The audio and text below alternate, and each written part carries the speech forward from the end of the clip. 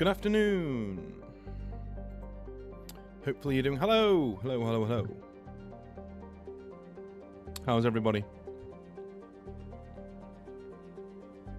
You're doing well?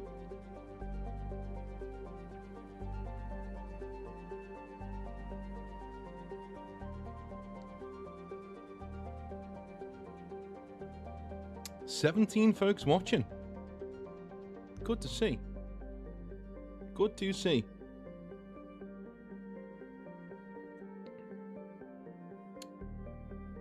Hey, Fud. Honourable Harbinger, how's it going, man? Good morning to you.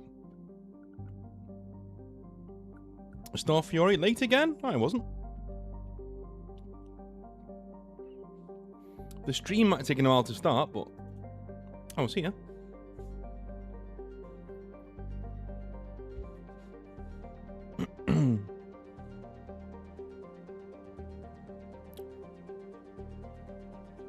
So, before we go anywhere, no, there is no Cyberpunk today because one of our players is currently ill. Nothing too serious, just like a sore throat. But obviously, sore throat, you can't really talk, and that would be a real bummer if you're trying to be in a role-playing game, so there we are.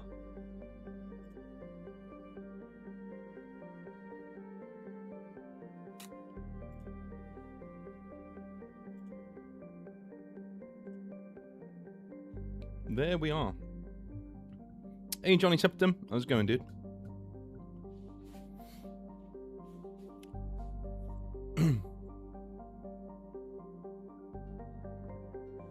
Super chat goals? What's this? Start goal? I don't know what that is. What is that?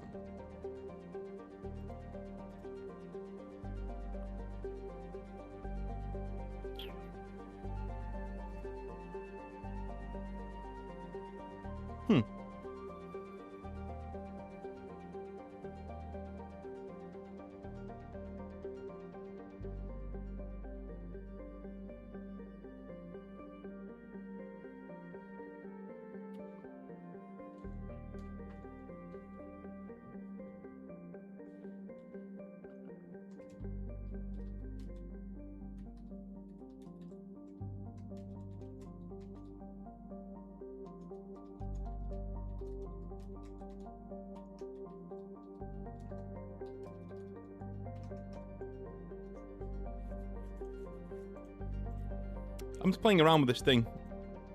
10 super chats? What's going on? Okay.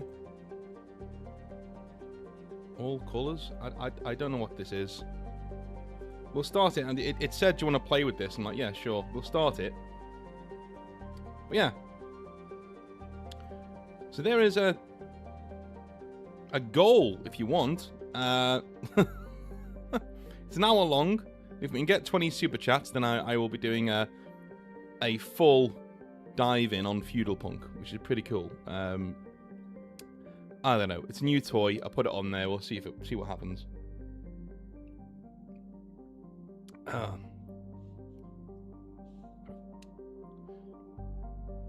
Music from Mass Effect is still soothing. It is, man. It is, and it should be.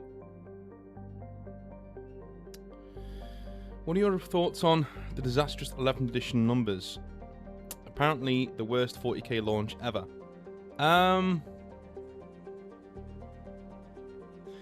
First things first is that I think you're seeing now how captive the 40k audience is, because I've heard this too, this news, but it's been really sporadic and not many people have covered it on YouTube. Even the guys who hold Games Workshop to account, your Morty and Glories, you guys like that, have barely touched it, right, yet. You would think it would be huge news, right? And of course, the vast majority of people on YouTube who do 40k content are either in bed with Games Workshop or they wish to be in bed with Games Workshop, and they haven't said anything about this, right? About the numbers being really low. The numbers are low. It's not selling well. You know, you would not think 11th edition was even here. Do you guys remember how big of a deal 8th edition was? How seismic it was, right? How many people loved that game, right? Loved where it was going, all the things that were going on at that moment, right? Because I did. You on YouTube, you could not get away with it. It was everywhere, right? Everybody was super hyped. Everybody was really looking forward to it. And even 9th, when 9th came out, same thing, right? Everyone's really looking forward to it. It was 9th falling apart so quickly that sort of tainted the well and expunged all of that goodwill, you know? At least to me. So, yeah, nobody's really covered it yet on YouTube, which is disappointing, but I have to look at it as well from the standpoint of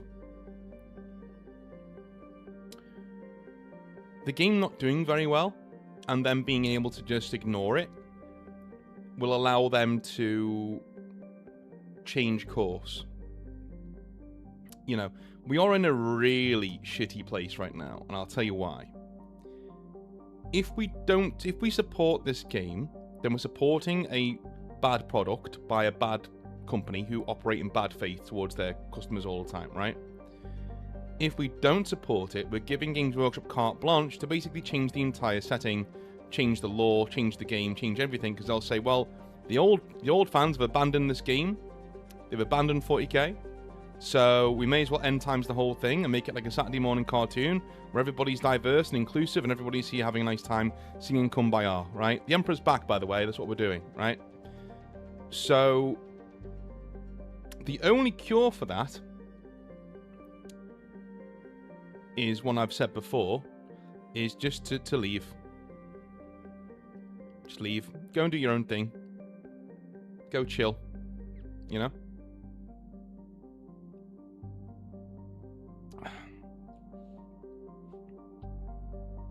8th was great, I'll go to bat for it, yeah. Lore-wise, no, of course. But the game was good. It was. As the game was good, lore not so great. Starfury says, I'm still pissed off about the pulling of the Sponson sprue from the new Baneblade blocks. GW Corporate are truly arseholes. Yes, they are, and they know exactly what they're doing as well. They know exactly what they're doing. If you want a good opinion on that, go check out Mordian's video on it. They know exactly what they're doing. In terms of, you know, how they are with these things. It's cynical. That's the word I want to use. Cynical. Very, very cynical, the way that they operate. Ford says, yes, it became apparent corporate was going to launch us into the merry-go-round of never-ending updates, reselling us the good old feeling of being in 40k, but actually making a worse product every single time. Yeah, create the problem and sell you the solution.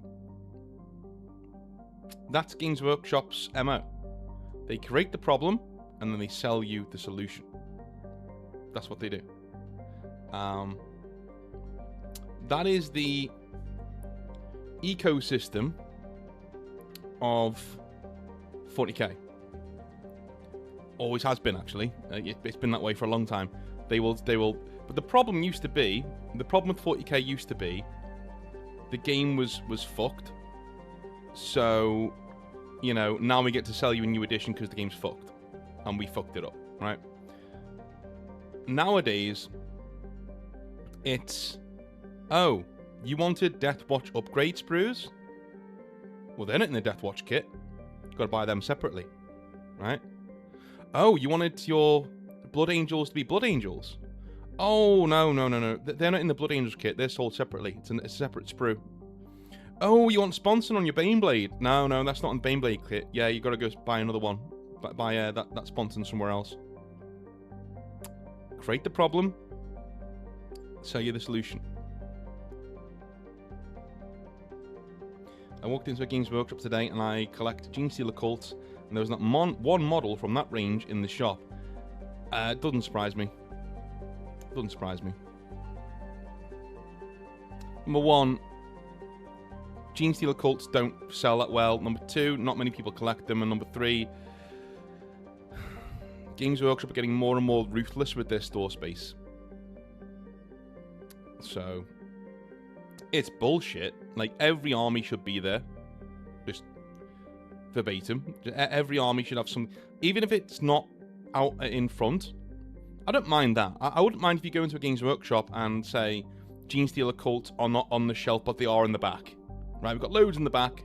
I'll bring some out for you. Then he brings out one of each, and he puts them on the counter for you. You can have a look at it, see what you want, right? That's good service. But to not have them on the premises at all is yeah. Honourable Harbinger says, then they drip out codexes for 3 years until the next edition comes out, and the first codex becomes meta again. Watching that WTC tournament, not sure why everyone doesn't just play Orcs. I can't watch 40k being played, man. I can't watch it. I can't. I just can't. It's just the worst. You know, if I want to see the back of somebody's head, I'll go sit on a fucking bus. Simple as. Like, if I put a 40k soundtrack on my headphones and I sit on a bus, I'm having the same experience as watching a tournament online of 40k. Right? Watching the back of somebody's head and them grumbling and thinking about 40k. Like, it's exactly the same experience.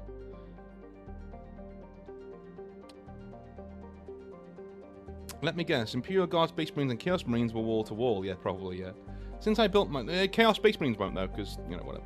Since I built my STL library, I care less and less about what Games Workshop are up to. That's it, right? That's it. You will not believe how little you care about what's going on with Games Workshop if you just sit off and do your own thing. You know? It really is quite boring. I've never done it before, but I was hoping to see if I would be interested in even wheeling somewhere to play an 11th edition game. Dude, fucking do it. Do it. Absolutely.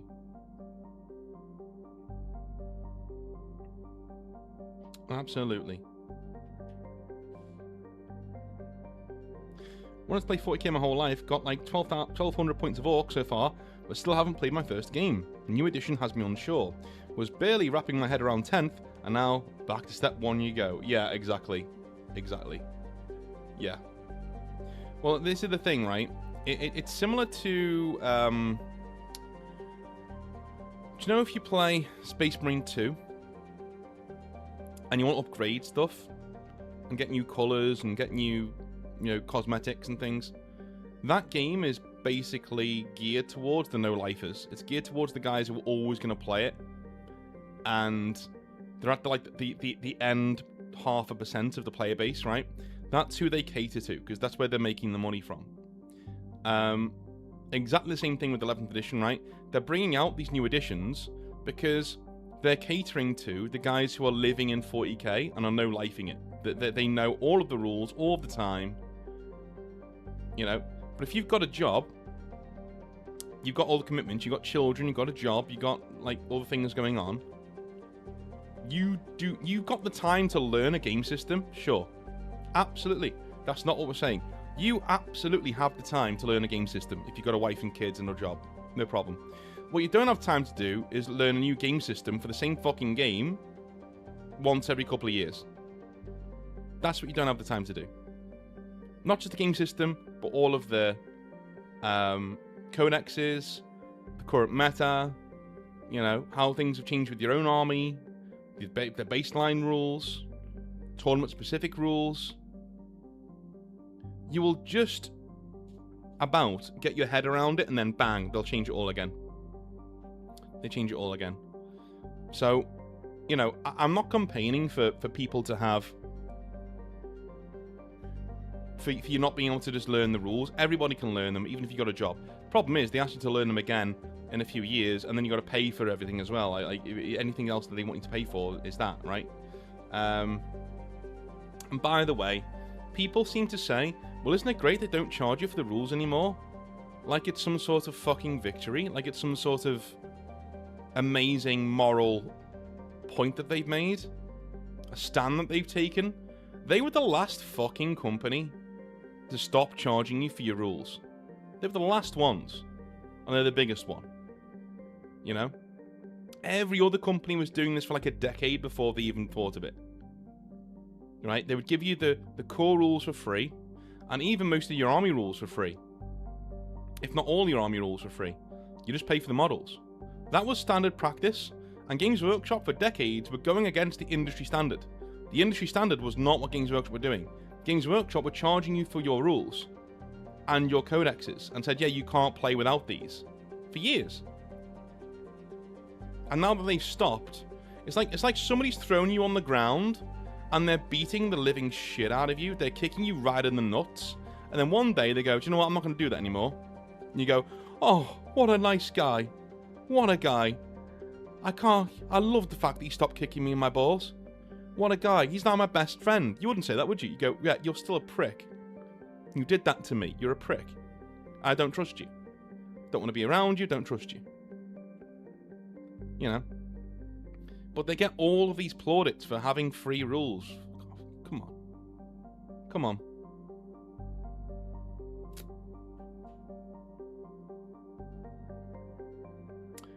Honestly, just go play Game Mode 2. You learn faster that way. You do, yeah. 3D printing is the future of the models and figurines. The pricing is going absolutely insane for these items, while 3D printing is becoming cheaper and increasing in quality. Yeah. Yeah, it's...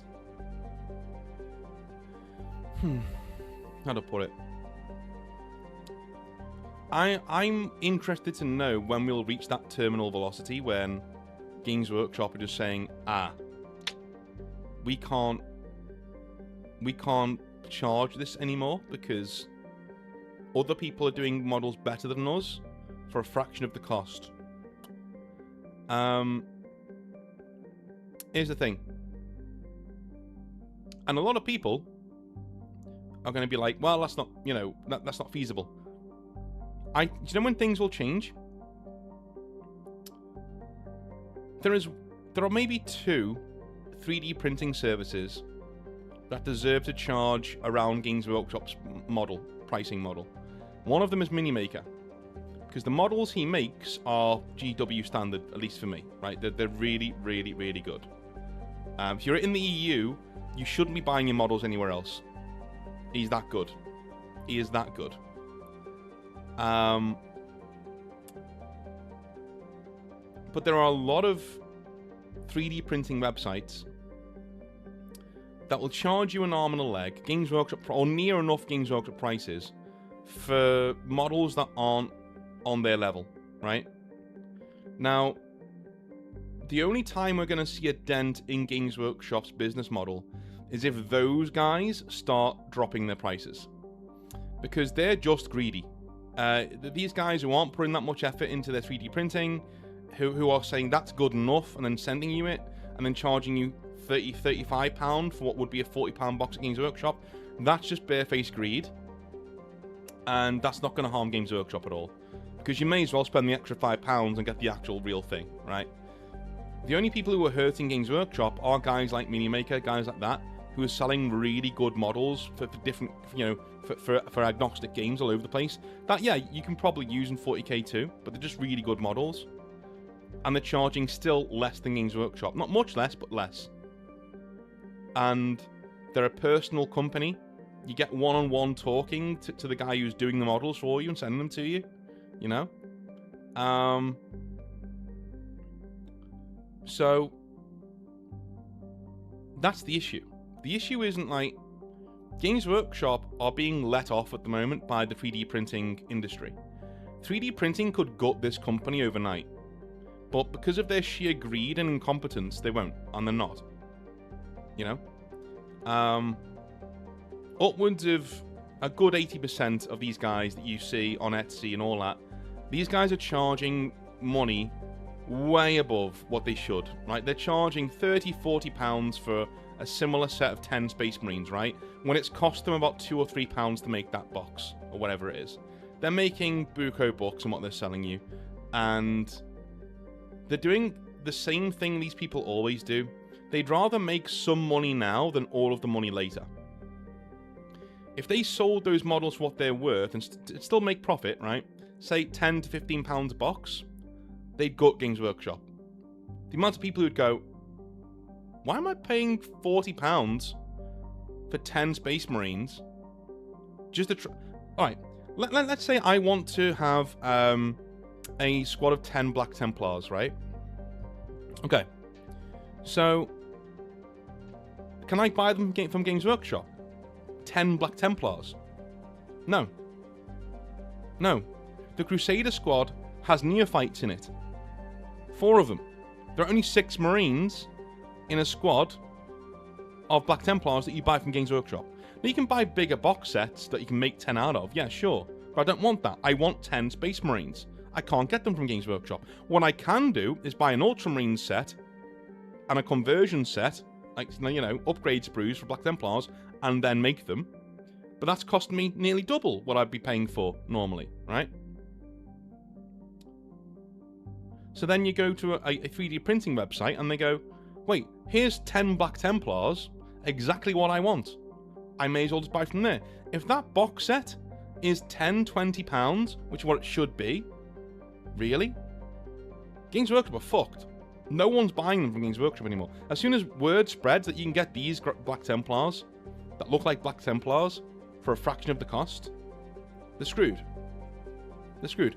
But do those 10 Black Templars from that 3D printing service most of the time cost £10 to £20? No, they cost £38 to £40. Nearly the same as Games Workshop, so what's the fucking point? I may as well go get them from source.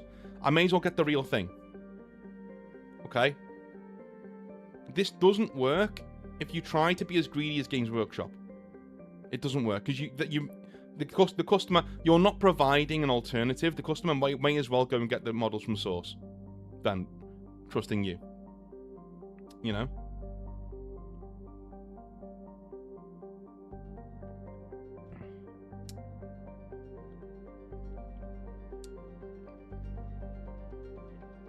Hoya says, true. The Games Workshop even keep track of the lore. How many wars have there been since for Armageddon? What happened to the Eldar storyline? Last I checked, the lore was at the end of 7th and start of 8th edition. Yeah.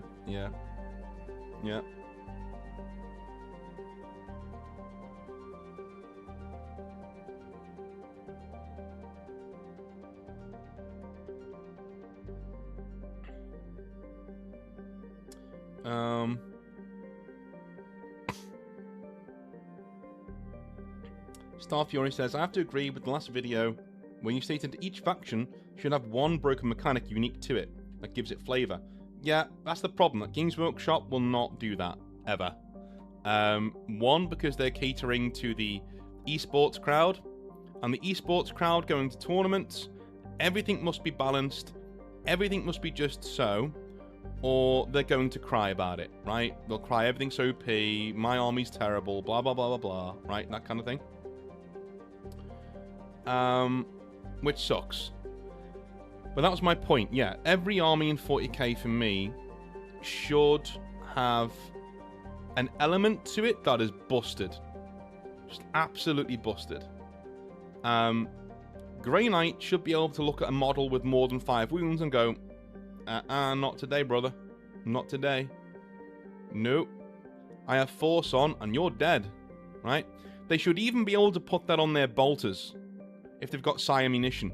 Right? You pay a load of points for psi ammunition, and all of a sudden, Angron's there marching towards you. No, he isn't. Dead. Because I'm a fucking Grey Knight, and you're a demon. Get wrecked. Get wrecked. You don't want to lose your Angron model, keep him away from Grey Knights.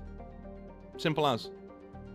Now, there's a trade-off there, isn't there? Because, yeah, we're really good against big, scary models with lots of wounds, but that doesn't affect vehicles. They don't have health. They don't have souls, right? Well, technically they do, but you know what I mean, right? It doesn't affect armies with large model counts. You'd be screwed against orcs as a Grey Knight player, right? So the game itself balances out. As a demon player, could you get a bad matchup against Grey Knights? Yeah, sure. But sucks to be you, dude. Suck it up. Play better. Do better. Become a better demon player. Maybe you're leaking out a draw or even a victory, right? You know. Grey Knights, if you face a demon player, you're rubbing your hands. But if you face anything else, if you face a big monster list, you're rubbing your hands together. Anything else, you're thinking, if you come up against Mech Guard or Iron Warriors, you're like, oh shit. Right? Iron Hands, oh Jesus. You know, all these tanks and, you know, or conscripts everywhere. What are your Grey Knights going to do then? Put Force on for a 2-wound model? What's the point? What's the point? You paid all those points for basically nothing. Let the game balance itself by resembling the law. That's what I'd do anyway. Aurum Coffee, how's it going, man? How's it going? That's what I would do if it was me. I shouldn't have put that fucking target up there. It's cringe. How do I get rid of that? How do I get rid of that? Can I end it? Yeah, remove goal. Fuck off. Yeah, it's fine. Whatever.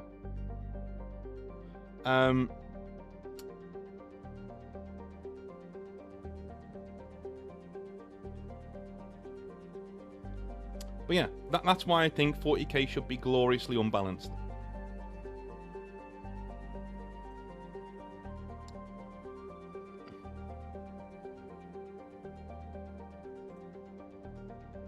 Like you should get an exciting feeling from playing your army. Do you know what I'm saying? I mean, you should get, like, if you're playing Tyranids, you should feel like this horde of mouths, right? You should feel like this ravenous entity. And your rules should show you that. And if you play into being the hive mind, you'll do well. You know?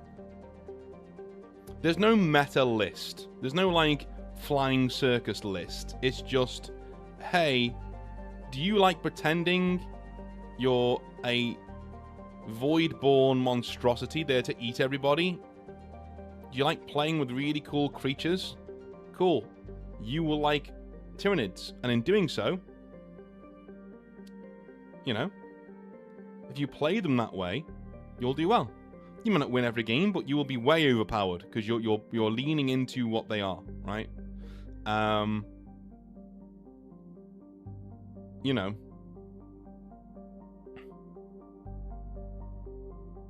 you could even have armies that have different playstyles within the same army. So I would have in my head, I'm like, yo, do you like the Alien movies? Do you want to be a Xenomorph? Do you want to do that? Then you can play the Tyranids that way and have elite monsters that are just burrowing up from the ground, that kind of thing, you know. But if you lean into that, then you're going to be doing well. Lean into Synapse creatures, yeah, why not, right? You should feel like a Tyranid hive mind. Same with Eldar, you know. Do you want to be Aspect Warriors heavy? Awesome. You should feel like an elite force, very glass cannon, but literally a surgical precision knife. You know, that's how you should feel playing as Eldar. Games Workshop want every army to be able to do everything, and that's the problem for me.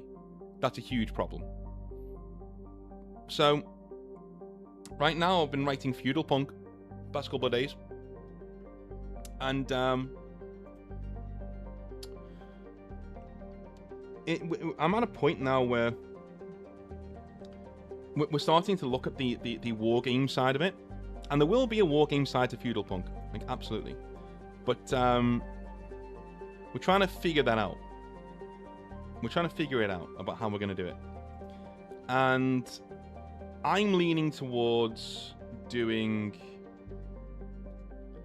a skirmish war game. But in that, there will be several factions, obviously, within our game. Quite obviously, right? Can't have a game without factions. So I'm not sure I want it to be balanced at all. Okay? I'm not sure I want to be balanced. And here's the thing with Feudal Punk. Here's the thing with it.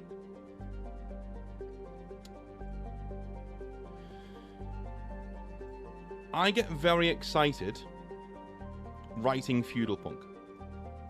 Okay? I love Casimir as a game. I'm writing another game called Casimir. I love Casimir, but like Feudal Punk just rocks. And whenever I've shown it to somebody, they've gone, that goes hard. That's really good. So, writing that game, it's mainly us discussing, or me discussing, how things are going to play out, okay?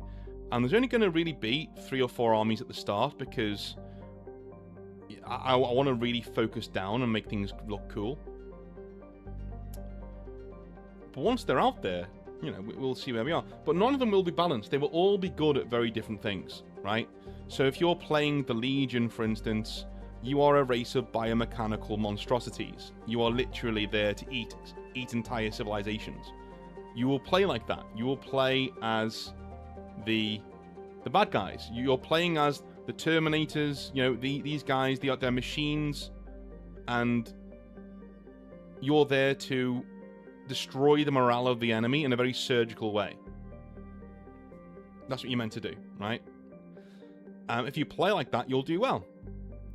If you play a force from, say, the Second Dominion, well, these are all battle mages, right? So if you lean into your magic shenanigans, you can start calling down fucking asteroids onto the head of the enemy and shit like that.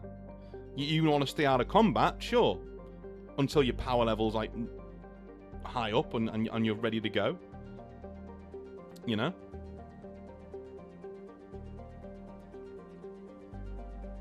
If I was Games Workshop writing this, every single one of the 4 factions I'm going to be introducing would play nearly exactly the same, or at least the only difference between my army and yours would be the models we're playing with. And that's not good enough, not for me, right? If you play a Talon-heavy force in Feudal Punk, you're playing as knights, wearing exosuit armors. You know, these guys are low model count, but extremely fucking powerful. They're a Freeblade unit. They're terrifying. People are terrified of these dudes on the tabletop. They're one of the only people who can stand up to the Legion in massive numbers, because they're made of the same metal. Their armor's made of the same metal that can cut through a Legion creature anywhere, right? That kind of thing. So it's about empowering the general, the player, to express themselves, and to have the player be the main character of the game you're playing. That's the problem. The problem right now is the rules are the main character of 40k. Right? The rules are the main character of 40k. You're playing a game. I don't want that. I want you to roleplay being a general of this army in the field. That's what I want. I don't want you saying, I'm running a Space Marine list. What? No, you say, I'm a Space Marine commander. I'm a Space Marine chapter master, and I'm here to make sure my guys get off this world. We've done our job. Now we're going to cut our way through these Tyranids. We're going to get to our Thunderhawk. I'm going to get the fuck out of Dodge. That's what I want. In every game of Feudal Punk, there will be a stake like that. You never just play a game of Feudal Punk, right? There's always a reason why you're doing what you're doing, right? Always. Always. You're always thinking, okay, you know, I'm a leader of a Freeblade unit, a Warglaive. I have 5 Talons with me. I'm a Talon myself. And I have a lot of men-at-arms, right, marching across this Martian landscape. We're trying to get back to our fortress monastery to resupply and rearm. And we're being stalked by a massive horde of Legion around us. These bug-like creatures that are the size of a fucking horse and are made of metal, you know. And we're like, okay, right, okay, we need to get back to where we're where we need to go, right? That kind of thing. We need to cut through this horde, is what we're going to be doing. And we're losing talons, we're losing chaff, we're losing all that shit, you know, but we need to get to the other side of this. We're going to pull them into a canyon. We're going to, you know, maybe cause a magma flow, whatever. We're going to try and get around this and try and get home. You know. Happy birthday, Grim. Everyone say happy birthday to Grim. 30, my God. Welcome. Welcome to the rest of your life. Da, da, da, da.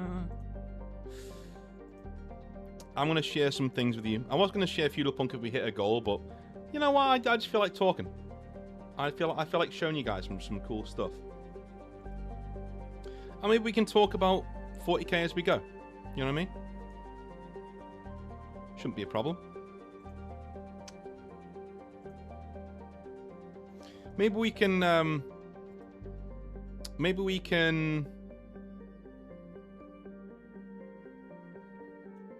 use Feudal Punk as a way to talk about 40k and its shortcomings. That'd be cool.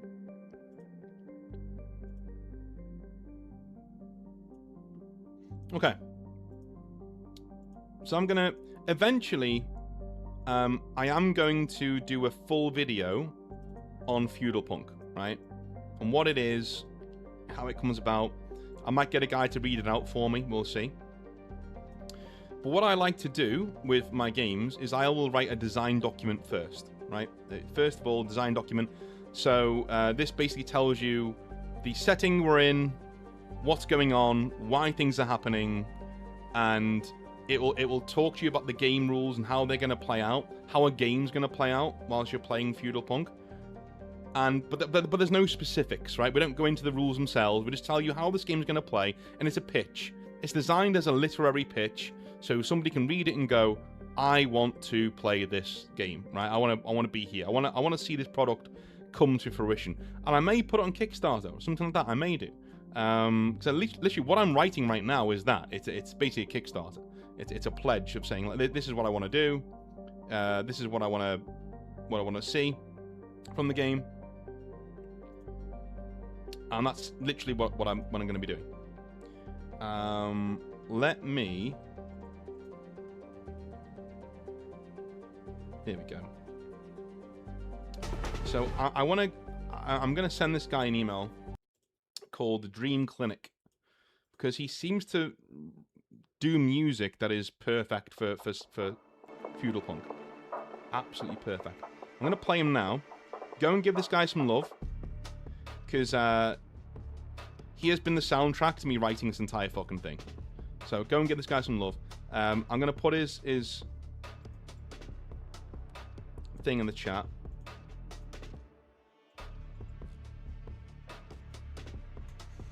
Yeah, give that guy a follow. Nice guy. Warhammer has only one objective: capture the flag in different flavors. Yeah.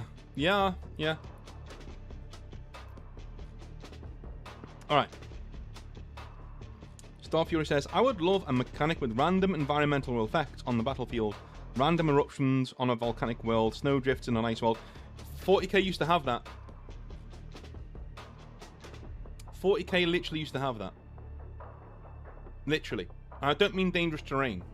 I mean like magma flows, asteroid strikes, all of it, sudden blizzards, all of these things would happen in 40k. There were rules for it. They started to be phased out around 4th edition, but they were there, you know. And you could play with them or not. You didn't have to. You could use them or not. Is punk the term used in Wild West context or as a punk rock music context in the Feudal Punk title? Punk to me means irreverent, alternative to the norm. 40k's become the norm. Oh, the old world went away, so Feudal Punk is a mixture of the two settings. together, right? Feudal Punk is well, I'll explain now. I'll explain now. All right. Let me read this. So that quote from Marcus Aurelius is quite poignant, because one of the themes of Feudal Punk is using the science fiction powers of the past and making them, again, taking the door of a spaceship and turning it into a sword. That kind of thing, right? We're using the technology of the past to fight very brutal wars in the present. Hand-to-hand combat wars. And there are reasons for that.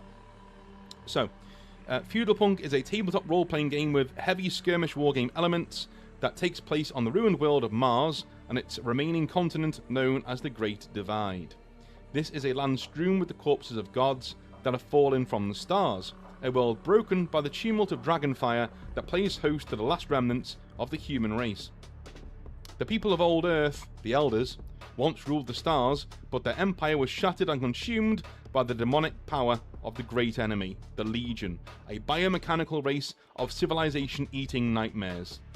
Much of the storied past of humanity is shrouded in horror and the mist of time. It has been 888 years since the end of the war with the Legion that the people of the Great Divide call the Morning War.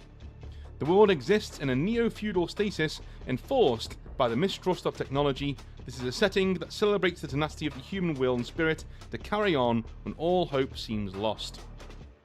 The people of the Great Divide have chosen to return to the sword, axe and spear. They fight the Legion with tooth and nail, determined that if they should face extinction, that they would face it standing, hurling defiance onto encroaching oblivion. Many live now within immense fortress cities known as Greatholds, where they hold the line against the Legion and anything else that may seek to swipe them from this mortal coil.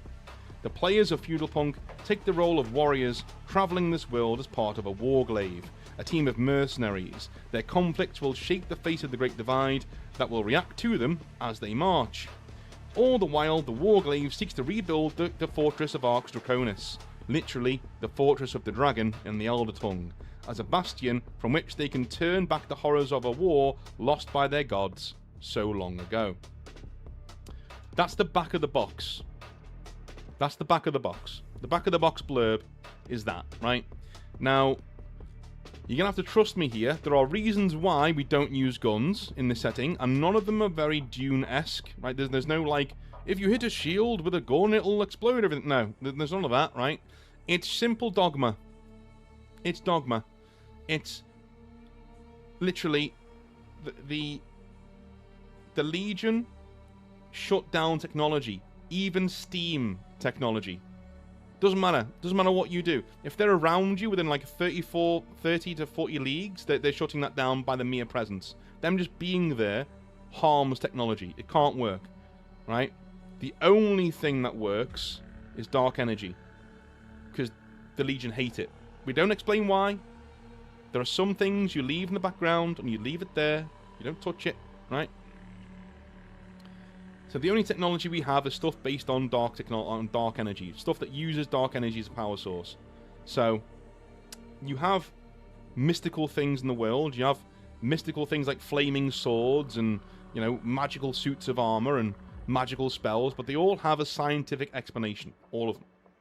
Every single one of them. If you look close enough, right? If you squint, if you do this in Feudal Punk, you squint, you're like, oh, that's like Warhammer, like Lord of the Rings, cool. Then you open your eyes and you go, that flaming sword looks a bit like a lightsaber. Do you know what I mean? That kind of stuff. And it's like, yeah, because it is. You know, it's stuff that's been repurposed to suit this this new world that we're on.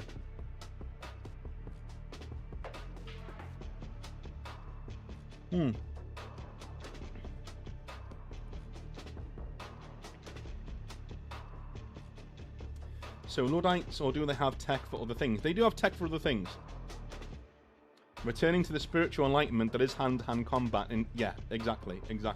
I always loved the nature of 40k in saying, yeah, you can shoot a demon, but it doesn't damage them that much. If you charge into them with a lot of emotion, and you cleave them in two, that will kill them. Right? That kind of, I always love that. So this is an entire setting built around that. It's just built around that kind of a thing, you know. I want to be a wizard faction in your Feudal Punk. Sounds awesome. Let me show you then what a wizard is in Feudal Punk. All right. So, okay. I'll read this bit out and then I'll explain what it is, how it works. This is a setting, by the way, this hasn't been made overnight. I'm not going to claim to be like able to do shit like that. This is a labor of love that's been going on for at least 4 or 5 years of me. It's always been like, do you like waves on the beach? Then, you know, every time they go up the beach, and then they'll recede again, all the way back out. But then they'll come back again, and it'll be a bit further in this time, right? That the Rising of Feudal Punk's done that. It's gone up and down and further in and further out, and each time I start again. I just start it again, and because I like the process of writing so much, this thing, that every time I want to change something really big, I'll make a note and start the whole thing again. Write it all again. Alright.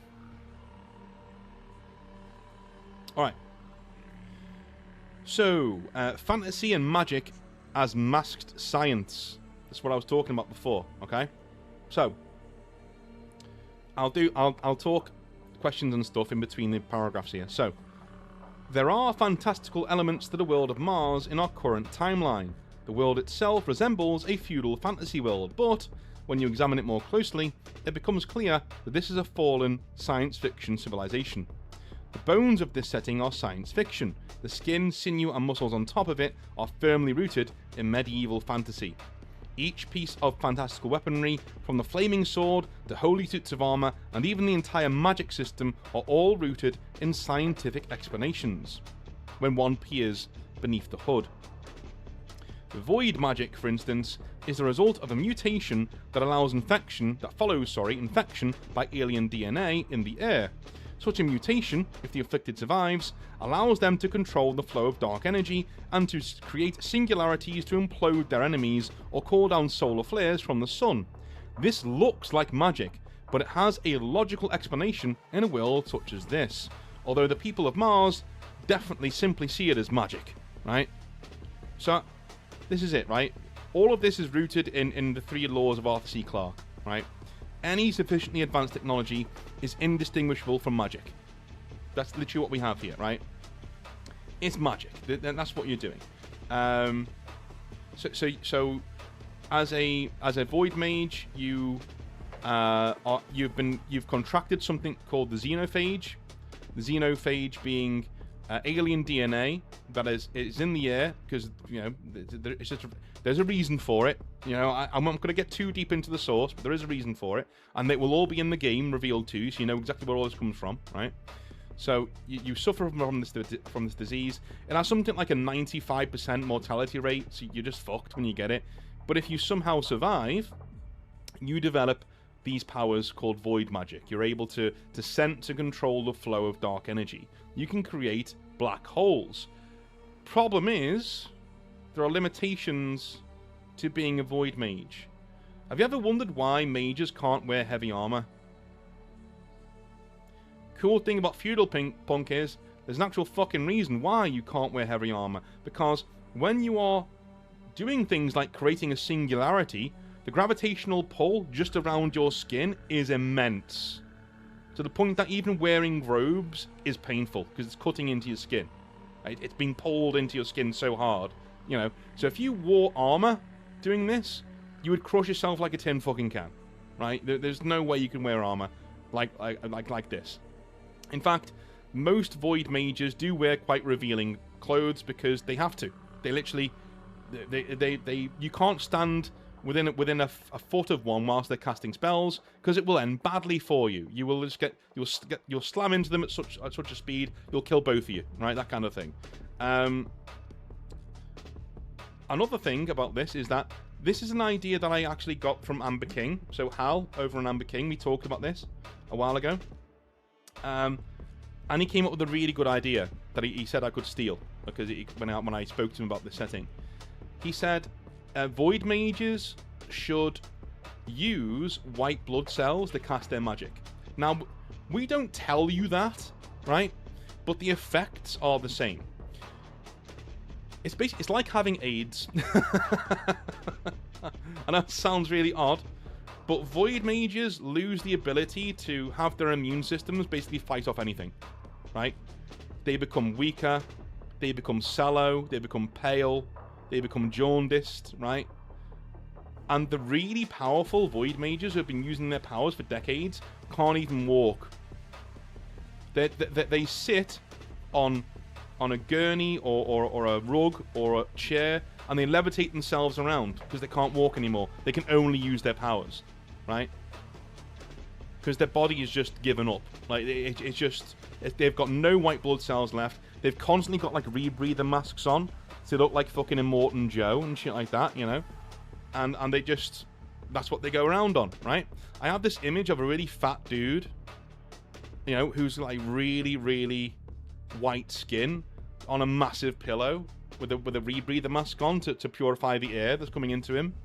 And he's just like, wherever he goes, it's like a Slann from Warhammer Old World, right?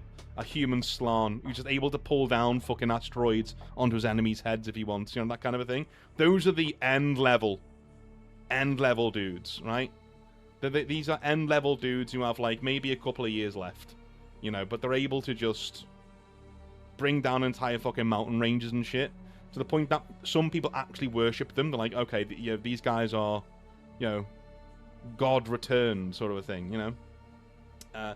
That's how magic works, anyway. That's the magic system of the world. All right. I will answer questions in a minute. So, whilst the Elders introduced things like horses and other beasts of burden to Mars, they also use this world as an ecological research zoo of sorts. Their tampering with genetics will eventually be able to bring megafauna to Mars in the form of dinosaurs. Oh yeah. Such beings were meant to be the apex predators and dominant wild species of Mars. The wars with the Legion, however, ensured that only the most savage and hardy of the creatures created by the Elders would survive into the present day. These are fantastical creatures, dragons included, that have a scientific origin and explanation. Nothing exists within Feudal Punk just because. And while the rule of cool is in effect, something needs to be logically functional in the setting for it to make an appearance. Okay? So, the dinosaurs that you will see in Feudal Punk aren't like ones you would see in, say, Jurassic Park or whatever. These are mutated dudes. Basically, you know, like Carnosaurs from the old world. They look like dinosaurs, but they don't look like dinosaurs, you know, that kind of thing. But yeah, it's that, basically. Huge reptilian dudes who just want to eat everything, essentially. So you've got the warrior aristocracy will pay a king's ransom for eggs. For you know, they're called Dracolisks or Dracolisks. They'll pay a huge amount of money for this kind of thing because they're seen as like a status symbol. Because obviously they are. You're riding a fucking T-Rex into battle. You know what I mean? Like, yeah, it's a status symbol. So yeah.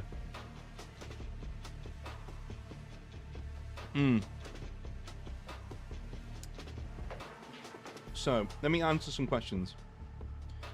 Always wanted a game where you're fighting an enemy that existed beyond the end of its own universe and has survived to consume our universe, a bit like Star Trek's The Doomsday Machine. Well, this is what the Legion are, right? But they were actually created with a purpose to destroy humans, and they were sent here to clean Earth of all humans. And there is a reason for that, and we do get into it. Could set the prices of each army so that the stronger ones are cheaper and a lot easier to get up to speed with. Players learn as the bad guys and then choose a faction that means something. Maybe, yeah. I am a fan of your black coat settings. Looking forward to seeing this. Yeah, I'm going to be writing some black coats towards Halloween, and I'm going to be shifting black coats to be in the real world.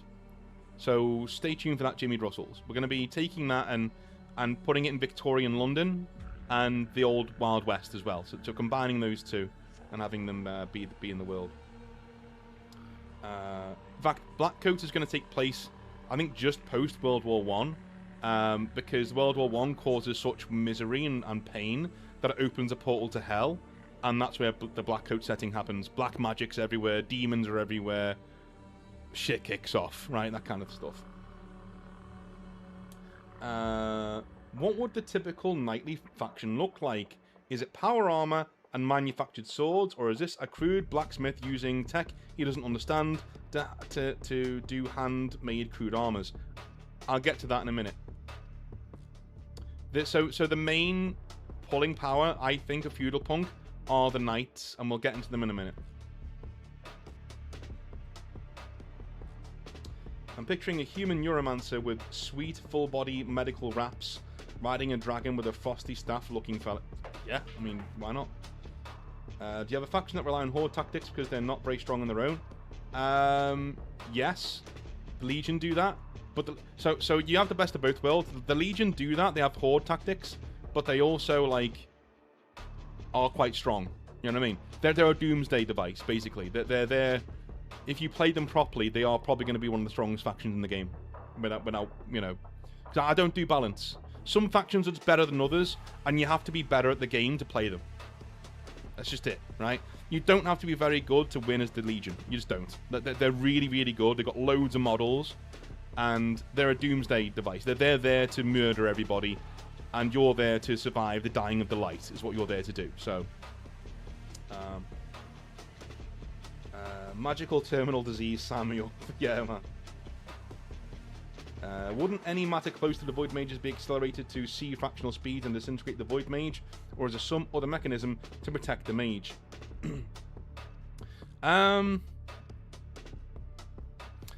think the particle, whatever it is, has to be sufficiently big enough to harm them.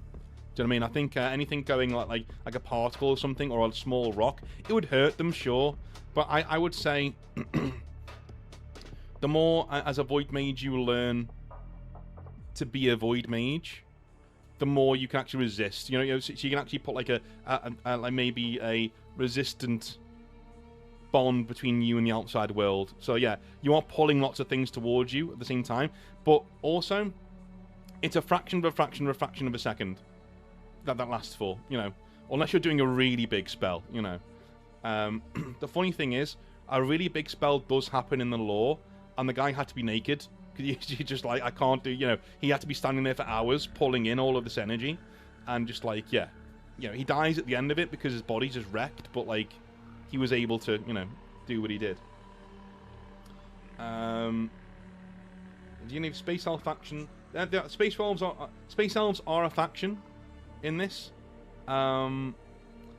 because again, the Elders made different people, right, to serve different needs. That's what Mars was. Mars was a place where they researched all this stuff and they built all these people, right? Humanity perfected to serve their needs, sort of a thing. But now they're gone. And what's left of this, the slave races, sticking around. One of whom are Space Elves. The tune giving me Command and Conquer vibes. I like it. Yeah, man.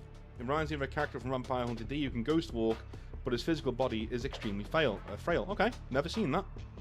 Never seen Vampire Hunter D. I've heard of it.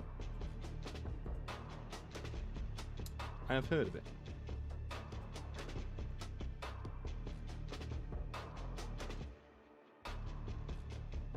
Alright. So, why is this world even able to support... Do you know what? You're not... that question before about things moving at the speed of light and annihilating the Void Mage. Okay. Take away my explanation of why they don't get killed and just go, shut up, it's fun. just do that. Just do that. Shut up, it's fun. I know we said rule of cool and all that, but there needs to be a line drawn of like, things need to happen, you know, and if we're like going, well, a small particle can shatter the bone of and it's just, it's magic. Just say it's magic. You know, you don't have to explain everything. You know, if something is overt in Feudal Punk, it needs to be explained. You know what I mean? Like, absolutely, it needs to be explained.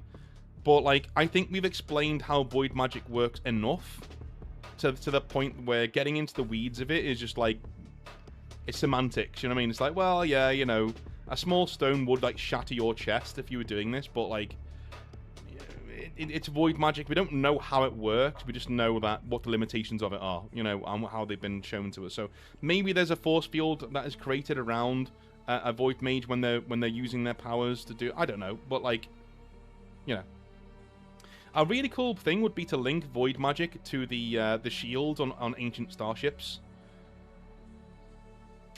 Problem solved, right? The shielding on ancient starships also used void magic, so that basically they create a force field around them, so they're pulling in all of this energy, but they're creating a force field around their immediate skin, blah blah blah blah blah, right? Unless you're within armor or something like that, which is nearly touching your skin, then you're fucked, because then it's past your little force field and you crush yourself like a tin can. Done, right? I'm not going to explain that anymore because we're getting further into the weeds, but there is an explanation for it. Okay, so, why is this world even able to support life? The immense towers known as Great Spires dot the surface of the planet, and whilst the people of Mars consider them to be holy towers that hold back the bulk of the Legion from descending in immense waves onto the surface, they are really ancient and malfunctioning terraforming towers that regulate the atmosphere of what would be, or should be, a dead world. The might of the Elders is such that they were able to move the planet of Mars much closer to the Sun. This was the level of technology that was lost when the race was devoured by the Legion. The Great Spires also send a beam of energy into the heavens that seems to power the vast networks of intense lasers known to the people of Mars as the God Hand. Anything that attempts to descend onto the planet's surface is obliterated by this network. Seen as divine punishment and wrath by the people of Mars, the shadow strength of their gods fighting for them in the heavens still. Science, as you can see, is the basis for the fantastical, but the people of Mars do not know that. They just look up in the sky and go, those are pretty lights, and then they see like this massive Legion creature just fall to the ground and go, the gods are fighting for us still in the heavens, that kind of thing. So, you know, fun fact as well, as we get into this, the Great Spires are failing. So not only is this setting, it's pretty cool, yes, but it's dying. It's a dying setting. There are 5 Great Spires left. There used to be hundreds, now there's 5. And we're losing them all the time. They're always failing, you know, or flickering on and off. As soon as that last Great Spire goes off, the God Hand laser array shuts down, and all of those Legion that are surrounding Mars descend onto the planet and murder everybody. Right? We are on a countdown. And the church says, if you believe in the Elders enough, that array will stay powered. That's how religion works, right? And weirdly, much like 40k, it's true. It's weirdly true. The more we believe that those lasers should stay on, they stay on. And they get stronger, right? Anyway. Alright.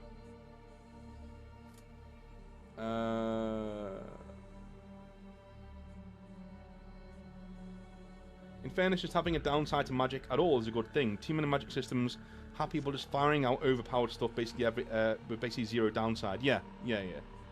Well, it's one of I quite like Brandon Sanderson. I know a lot of people are going off on him now for like ruining magic and making it not very magical, but to me it is. Like, you know, like there needs to be a reason why magic works. I'm not a fan of soft magic systems.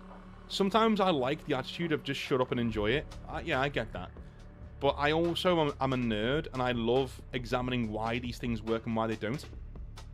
And Sanderson's main law of magic is a magic system is only as interesting as its limitations. Okay? If you have a magic system with no limitations, it's not very interesting to read about. But as soon as magic doesn't solve all problems, and is very powerful but has a cost to it, now you're talking. Now you're talking. Now you're in the good shit, you know? Fun says, using a slingshot to hit the mage from 50 yards because he's a dork and can't wear a helmet. Yes. Dude, okay. That is, it's completely, yeah, fine. You get a big rock and the mage is there slinging down fucking pieces of a building at you and you just hurl a rock at them. They're dead. They're dead. Unless he can see it coming and stops it, Magneto style, and stops the thing coming in, he's dead. If he's looking the wrong way and you go up behind him with a brick, he's dead. He's not wearing a helmet. He can't wear a helmet. You know?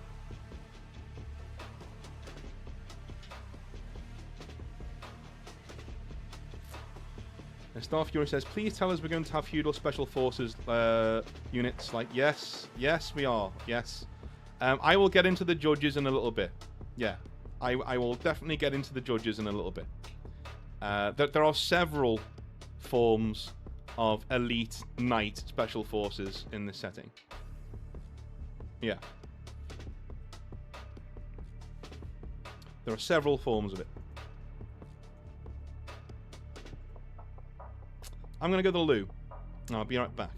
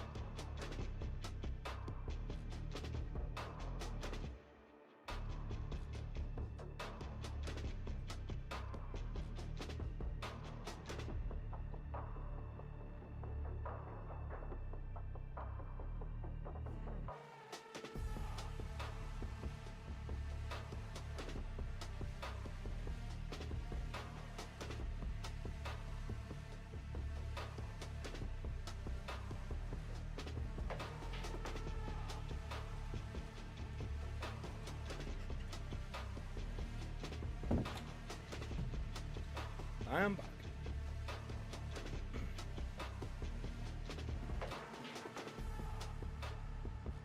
Alrighty.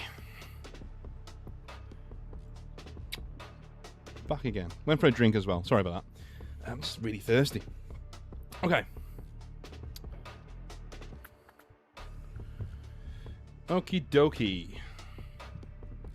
It sounds cool as hell, like Elric meets the Martian Chronicles. I started reading Elric of Melniboné, and I just couldn't really get into it. Melniboné, sorry. You know. Like, when the flying ship turned up, I was like, what?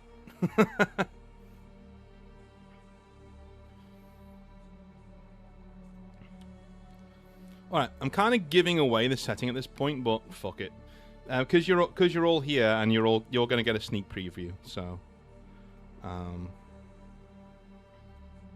we'll do it this way.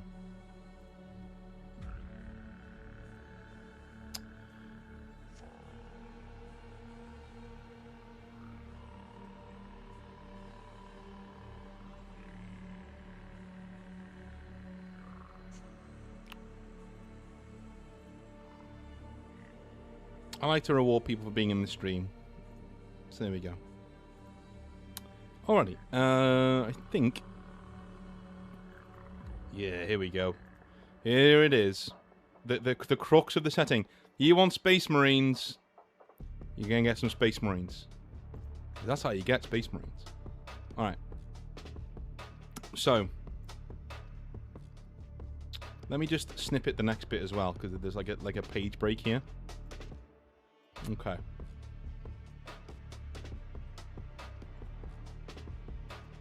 Okie dokie. The aim of this is to have so many cool things that you can't select what you want to play as, right? You're like, oh, I really want that as well. I want that toy too, you know, that kind of thing. We'll put that over there and we'll do that. Okay. So this is an inscription from Edward the Black Prince's tomb, which I always really liked. I saw it when I was a kid. And it always stuck with me. And I thought, okay, I want a fatalistic group of warriors to be knights in the setting. I don't want knights to be above everybody else just because. I want knights to be above everybody else because they are fucking special. Right? Knights in feudal punk are very, very, very, very, very special people. And they've earned that special. Obviously, it wasn't given to them. They weren't born into it. They earned it and they took it. You know? And they lost countless friends becoming what they are.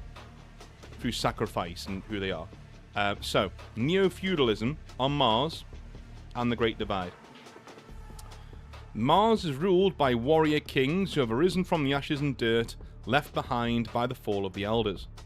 Many of these imperious bloodlines can trace their lineages back to old Earth and so are considered distant relatives of the Elders themselves.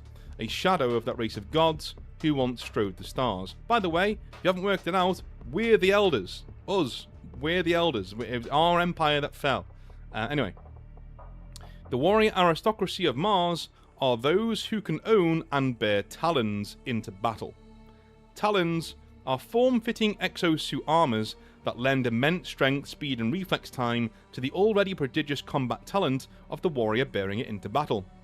Each talon is inhabited by a ghost construct, a sort of spirit in the machine that is an engram of the combined psyches of hundreds, perhaps thousands of elders who uploaded copies of their minds to such devices to preserve them for future generations. The elders were well aware that they would eventually lose their war against the Legion. They were determined to guide their children from within suits of armor that could stand up to the merciless power of the eternal enemy. To be a noble upon Mars, a warrior must, I'll repeat that, must bear a talon. The suits are completely anathema to the Legion, and the link between them and the Elders means that they are a natural fit as rulers and leaders of great kingdoms upon the surface of Mars. To become a talon, a warrior must have a piece of ancient relic technology implanted into the side of their skulls, usually at the left temple, known as the Mark of Ascension. This is the interface that allows the human mind to communicate with the ghost and become one with the talon, to the point that the warsuit becomes an extension of their own body, like a second skin. Not all survive this process with their minds intact. Merging with the ghost is considered a rite of passage. The Talon Bearer will imprint themselves upon the ghost, just as the ghost imprints upon them. After taking on the Talon as their suit, the family members of the Talon Bearer will still know them, but they will notice something has changed. Their personalities have usually melded somewhat with the Talon, becoming more withdrawn, brash, determined. The possibilities and vagaries are endless. But each Talon is considered to have a personality of their own that is unique to them, that merges with that of the bearer.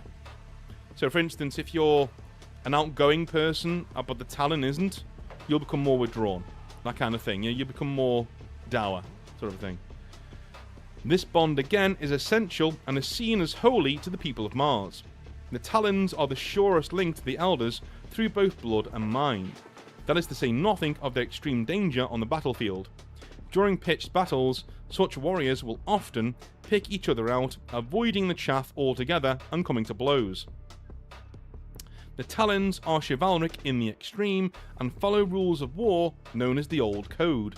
This means they must always seek each other out on the battlefield and cross blades, and such contests only end in death for one party, and Talons will usually pair off into such challenges during a battle. When a warrior brings down an enemy Talon, that warsuit is considered to now belong to the victor. Even if a Talon Bearer ends up on the losing side of a battle, if they survive and took down an enemy Talon, the victors will bring that new Talon to them as a prize of war fairly earned on the battlefield. Such is the stringent code of honour that the Talons follow. Even those who do not wear Talons sometimes defeat one in combat. If this happens, the warrior is immediately elevated into the nobility as he or she becomes the new bearer of the Talon in question. If they survive the process of holy ascension, such warriors can then join one of the many noble houses of Mars or strike out on their own as a highly prized Talon for hire, a free blade. Cool.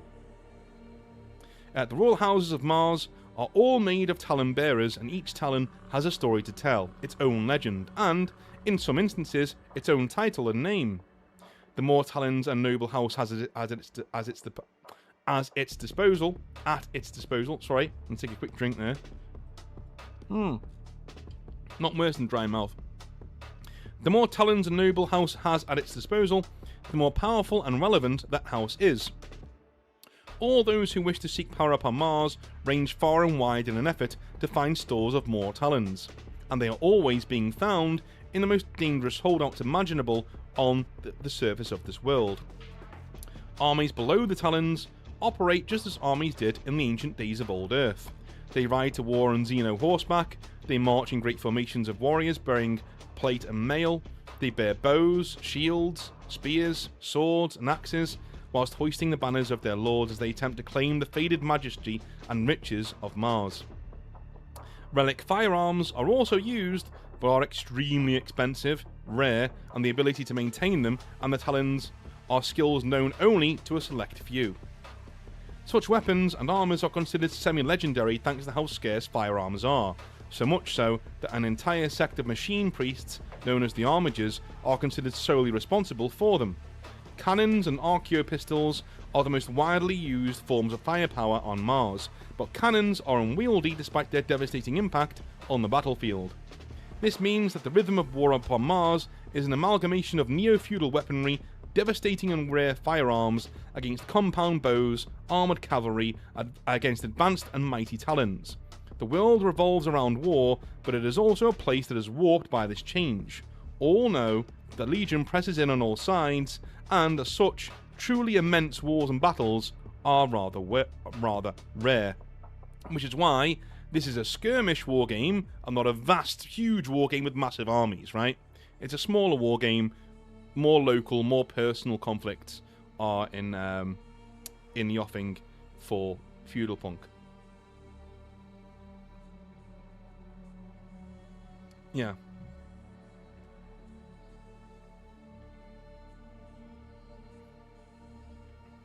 Stories give me anime Trigun vibes. I don't know what that is. And here's the thing, right? Here's the thing. I know other people would look at what Dippy Goose said and they get, not insulted, that's the wrong word. They'd get downhearted. Because every writer thinks they're a fucking genius, right? I've come up with this thing and it's amazing. It's never been done before. No, it has. It definitely has. The thing is, as long as you're writing from in here, and you're not letting the things that you've seen directly come out and basically vomit onto the page, if I just wrote Lord of the Rings again, that would be lame, right? The reason why Warhammer the Old World works isn't because it's completely original, because it isn't. It's because they take the ideas of Lord of the Rings, they put their own spin on it, they put their own thing on it, and they do something completely new with it, right? Now, you know, I would say Feudal Punk is newer than that, right? I would say I don't know of any other setting that does shit like this. So when people say, "Oh, that's like Trigun," I don't know what that is. Right? I've got no clue what it is. I'm assuming it's an anime, as you said there. Don't know what that is. You know. Do engrams take over the fighting of the human who was just is just a meat interface, or to provide fighting data for the user, like in the TV show Chuck? Not telling you. Not telling you. There needs to be some mysticism there. I will say, they fight almost as if some primordial spirit has overtaken them. And they move with a speed and an intelligence on the battlefield that's second to none. You know? So you could say it's a mixture of both. You know? You've got thousands of these godlike figures piloting the body of the user, but the user's also the one who is fighting. You know, the user doesn't know the difference. The user doesn't think that, oh, the ghost is piloting me right now to do all these things. You know? It's literally just... you know, it's just happening. You know, imagine, you know, somebody throws something at your head and you duck, right? Now, let's say the ghost is inside you and it's telling you to do that. You wouldn't know, would you? You'd be like, oh shit, and you'd just duck. Same thing. Same thing. Yeah. Ghost in the Shell, Lord of the Rings, Warhammer 40k, Shadowrun, Modified Real History, and Cybernetic Demon Incursions merged into one setting. Yes, please. I've not heard it broken down in such a succinct way before. Yeah. Yeah.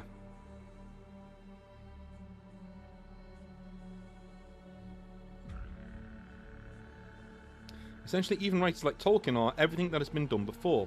He just put it all in one setting. Well, do you know, Harbinger, right? I know in your situation, like, you can't do too much. Have you ever thought of, like, verbally dictating a novel or a setting or something that you might want to put down? You know what I mean? Because that would be one hell of a selling point. It's like, you know what I mean? Like, I did this whilst I'm doing this with in my life right now, right? Wouldn't that be cool? Like you actually do. I give, in fact, Harbinger, if you want a copy of this whilst I'm writing it, if you want to write a story set in this world, I'll give you the stuff and you can dictate it and write it that way. And you're the only one who gets permission to do that. I'll if you want it, I'll give it to you. You can write something. Because I'd love to put it in my it's a short story or whatever. I'd love to put it in the final piece. That'd be really cool. Nice one. Well done, man. Keep writing. Keep writing. Thoughts on Neil Gaiman's deviancy? Well, I'm not. I will come back to Feudal Punk in a minute, but I'm not sharing my airtime with that fucking miscreant. Okay.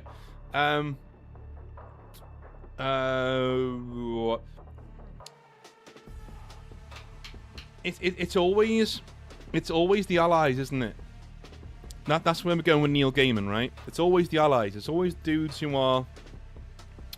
Well, I, for one, am a friend of all women, and I think all women should be respected, and blah, blah, blah, blah, blah. It's always them. It's always them who do the worst shit to women. Always. Don't trust dudes who say that. Don't trust male feminists. Don't trust them. Don't let them around your daughters. Right? Get them away. Get them away. A man doesn't need to tell you he respects women. He just fucking does. A man doesn't need to perform to tell you that he respects your daughter. He does. He acts. He does. He just does. Okay? If a man comes into your home and tells you he's some sort of feminist and he respects all women, get him the fuck out your house immediately. Or face the consequences, because there will be consequences. That is Neil Gaiman. That is who that is. And he's a mild example too. For all the shit he did, he's a mild example of these people. Do not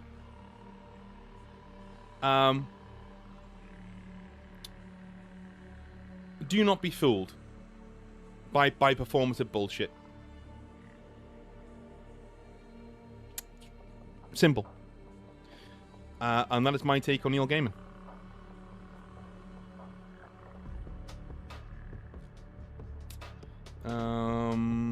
It's also absolutely fine to be heavily inspired by things as well, and for there to be big parallels to existing stuff. Plenty of authors have made bank off of going over well-trodden ground. Yeah. Absolutely. Oh, Dippy Goose, don't apologise, man. Don't apologise. That's not what I meant. That's not what I meant. I didn't mean that. I didn't mean like you were talking down to me at all. No. I'm using it as an example of why writers should take things that people are... Normally when people are saying, look what Honourable Harbinger did, right? It's a combination of all these things. That sounds really cool. Yeah, cool. Right? There's nothing new under the sun. So somebody saying that your thing reminds them of something, and if they've got that gleam in their eyes of that's really cool, good. Don't get insulted and don't get downhearted about it. Nobody ever writes anything new. Not really. And by the way, do you know what happens when somebody tries to write something that's too new for the sake of it? I'm going to sound really harsh here. You get a Brandon Sanderson book. Now, I like Brandon Sanderson as a person. I love his lectures. I think he's a really cool guy. I'm not a big fan of his books. Just not huge into his books. Because a lot of them do weird shit because, you know, he doesn't want to do the Tolkien thing. And sometimes that comes across a bit too much. It's like, you know, a bit too weird, a bit too out there, you know. He's trying to be new. And it is new.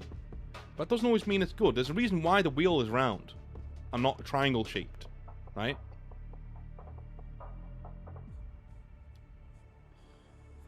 That's right. So yeah, Dippy Goose, don't worry about it, man. You weren't being... I took it in the spirit that it was intended. You know what I mean? So don't worry about that. Well, the loop, what did Neil Gaiman do? He was just a real abusive creep to women. Long and short, basically. Like, you know, he did some really heinous shit to women, and he's been a performative ally of women and a feminist for many, many, many years. So, yeah, not my favorite chode, put it that way.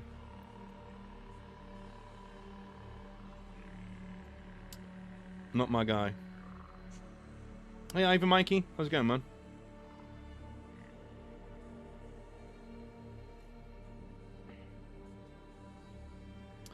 Your video of Nick a few months ago, the thing I really agreed with is that there's never been a better time to create and get your own craft out there.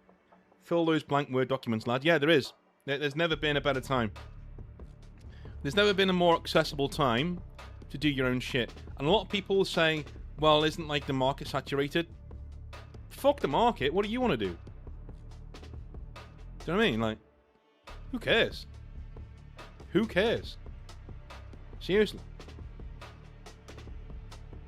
No one cares. Like, just do what you want. If you sell, say 5 copies of something, as long as you're not relying on that thing to pay the bills, you're successful. 5 people who you don't know bought your shit. You are now a successful writer, in my opinion. You are now a success. 5 people who you don't know. Now, if it's just people you know, then that's something else. But if it's 5 people who've got no idea who they are, buy your shit, you are now a successful writer. You've done. It's like being on Twitch and having like, you know, more than 50 people watching you. You're on the top 0.0000001% of people. If you're a writer and anyone's paid for your writing, you are in the top 0.0000001% of people. Like you're literally one of those people, right? You know?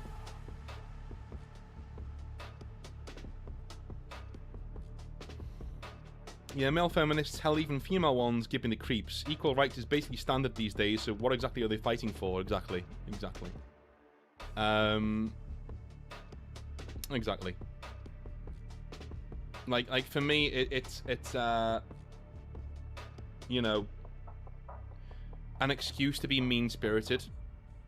When you're looking at a woman who talks to you like that, it is normally them being mean-spirited, and they're using feminism as an excuse to talk down to you with no repercussions, because they can just scream bigot at you all the time if you call them out on it, you know. Here's a funny thing though. Yesterday I was on the train coming over from Sheffield, and there was a lovely girl on there on the train. Now immediately I was like, this is a they. Do you know what I mean? She's a very pretty girl, no makeup on, short hair. She had like a shaved on the sides and it was a little bit longer on top, but she's very pretty, right? So I'm standing there looking at her, and I'm just doing my own shit, and we're all standing up because it's like packed, this train, you know, and we're having a laugh because like I'm at the end of the carriage, and I'm sweating because there's another blonde in front of me, and she keeps going backwards, like, and I'm like this, and she just goes in between my arms. So I'm like, oh my god, like we're fucking spooning, and we're all just having a bit of a laugh about it, right? I'm getting embarrassed. I'm sweating. I'm like, I'm really sorry. I'm dead sweaty. As Krasno, man. And anyway, she eventually this girl gets off. Not like that. She gets off the train, and I'm left with people are sitting down, and this them girl. Well, I think she's them anyway. I'm not sure. She sits down and she says, "Hey, do you want to sit next to me?" Very weird thing. You know, people don't normally say that. I was like, "Yeah, do you know what? Sure, fine, I'll sit down." And we were having a laugh because the seats were all reserved. We were like, "Ah, fuck it, we'll just sit down. If the asked us to leave, they can, you know, whatever." And we got talking, and she said, "You know, I'm going to Lancaster and I'm going to do a Cruella de Vil drag thing." I was like, "Cool, all right, cool." And we got talking.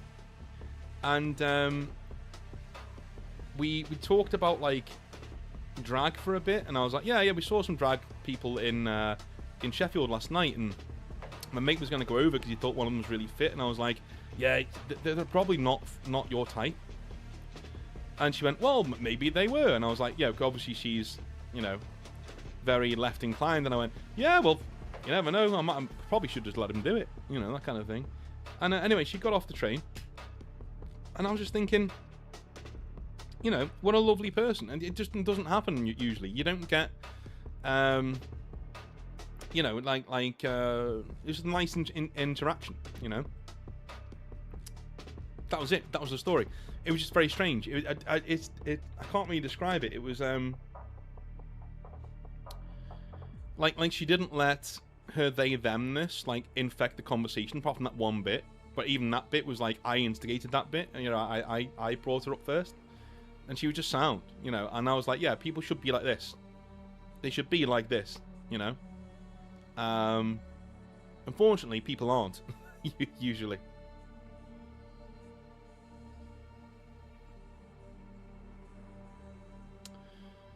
Yeah.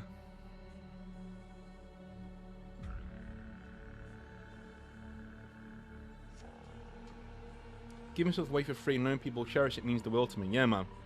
Yeah.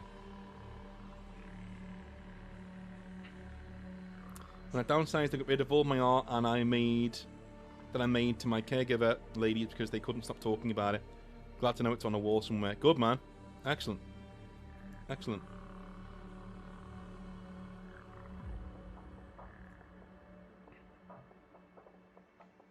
Well, they'll hold that now, won't they? Because there's a story behind it. And that's what art is. It's a story, right? There's a story behind it.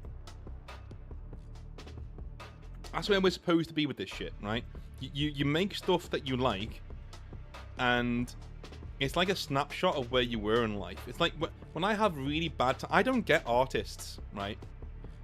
If they're having a terrible time and that they make art, I'd hate that art if that was me, right?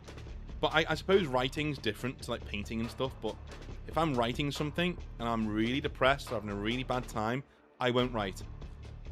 Because I've at least got to be, for me, I've at least got to be neutral to make something that I want to read in future.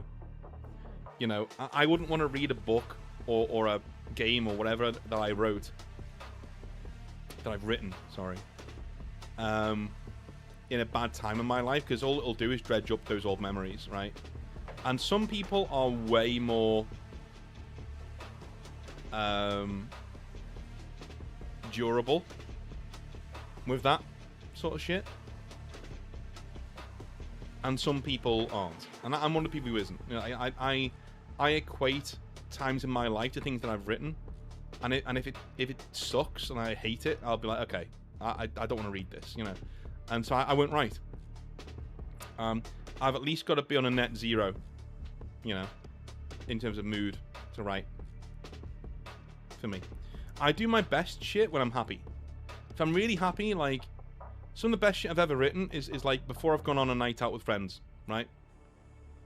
I've got 2 hours free before I go on a night out with friends, and I'll start writing something that I've been working on, and it'll be really good shit. Like, really, really, really good shit. It, like, burns off the page, and people go, oh, all the shit you've just read has been me in a good mood, sitting down writing, and getting it on the page. You know, I couldn't have written any of this like this if I was feeling annoyed or angry, you know, or sad, or worried. I think anything is fair game for draft number 1, but yeah, if you're publishing draft 2 onwards, you need to be in the headspace for it. Yeah, exactly. But writers will tell you that's not the case, right? Writers will tell you, especially Stephen King, he says 2,000 words a day. 1,000 to 2,000 words a day, which isn't a lot. It's like 4 pages of A4, right? It's not a lot. It is a lot if you're finding it hard to write in the first place. But if you're doing what I'm doing, 2,000 words is not a lot. I could write you 2,000 words on each of the things I've talked about today, and it wouldn't be difficult, you know. But to get better at writing is around 1,000 to 2,000 words a day. Usually, is what people say. 1,000 to 2,000 words. You know. In fact, some of the best things Terry Pratchett wrote, he didn't write. He did written word, right? He had Alzheimer's, so he did. You know. So he did, he dictated all of his books towards the end. And they were some of the best he's ever done, you know? Hey, Goblin War Boss, how's it going, man? And what do George R.R. Martin say? I don't know, what did he say? Probably nothing, because he didn't fucking write. I've said before, I will put as much effort into reading his next book as he has into writing it. Which means I'm not going to fucking buy it, I'm not going to read it. So, I'm just not interested in Westeros at all. You know? And North, I emailed you on the Hobby Nightmares email. You asked to message you. Was that the right one? I've not received it. Let me... Goblin, add me on Discord, man. Add me on Discord. Let's have a chat. Forget the emails. Let's me and you have a chat. Just come on Discord and message me. I'll accept your friend request.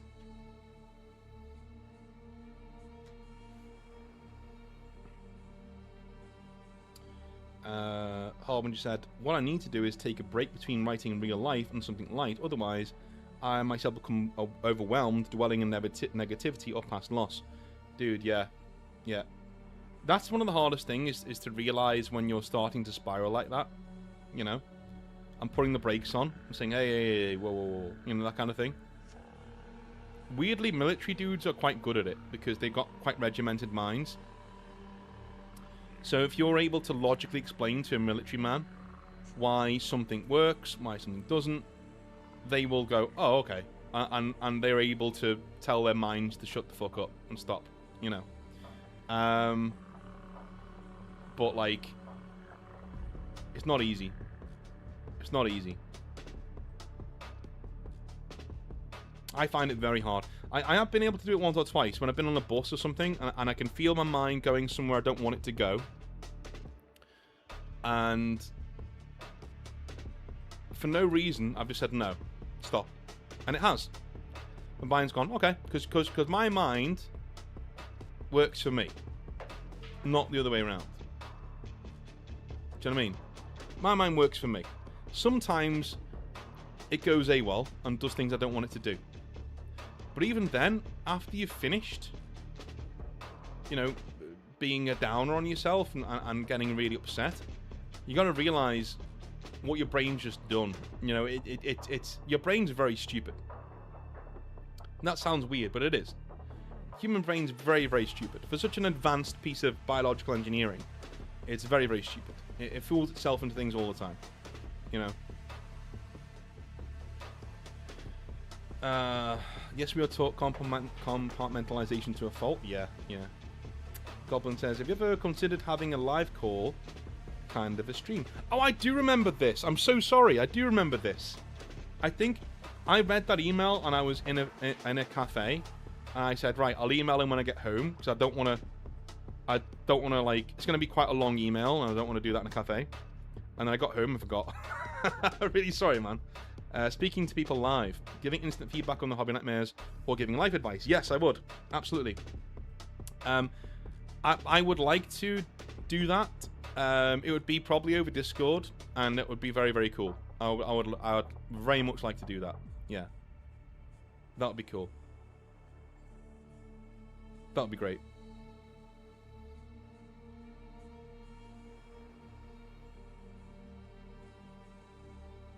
I need to look into that, because that would be great.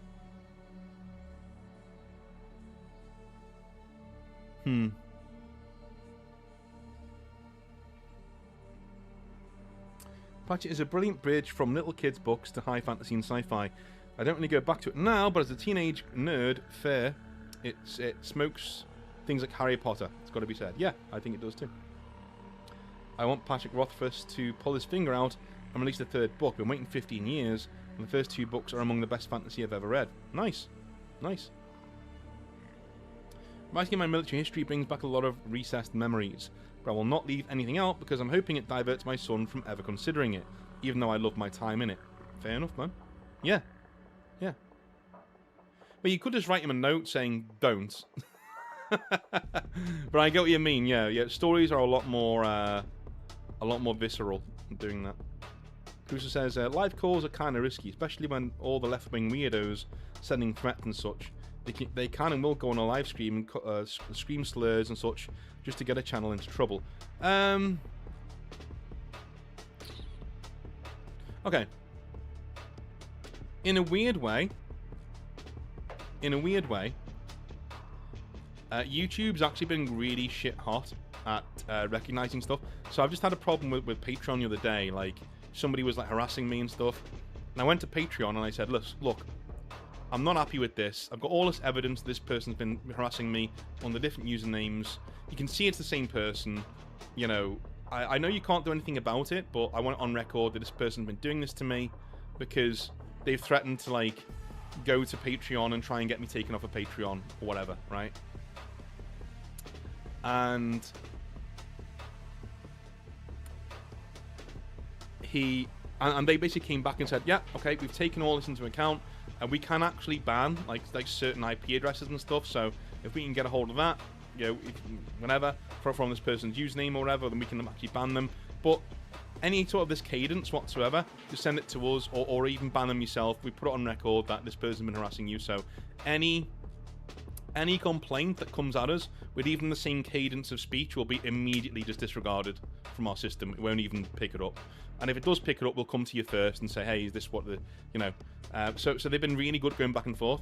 YouTube have also weirdly been quite good at, like, saying, like, you know, when shit happens, that's not your fault. Like, if somebody tries to swat you or somebody does, like, a, you know, says racial slurs or whatever on your live stream, you know, you can be like, yeah, that wasn't me, dude. Like, this is some other asshole, blah, blah, trying to... I still wouldn't want to be in that system of, like, a massive corporation needing to listen to something I have to say, because they wouldn't. I've only got 20,000 odd subscribers. But, yeah.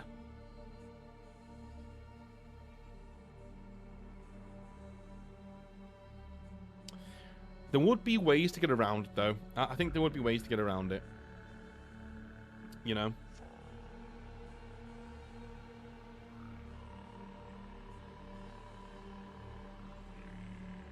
Exactly, yeah. So I'd have one of the moderators receive the call from the person first, and they talk about what they're going to do and what they're going to ask. And then my moderator says, right, we've got another call, he's going to call you in 2 minutes. And then, yeah, they call me and whatever. But there's no way of really doing that. You just got to put the phone down on them. You know, that's it.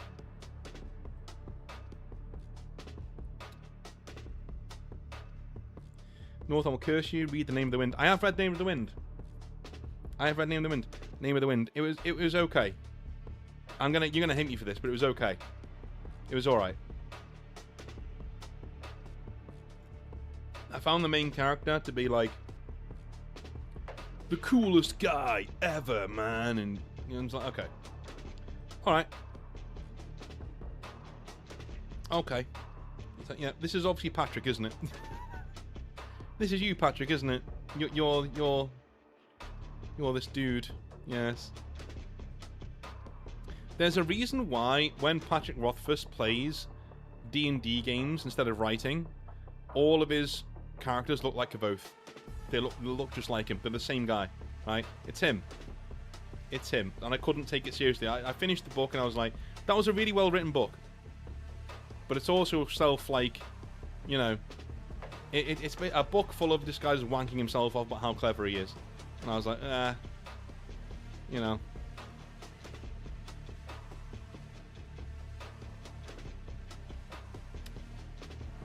I'll have to comment on it regarding your ideas for Votann. On what? What you did? Oh, okay. As they made so much sense to me. Cheers, man. Okay, cool.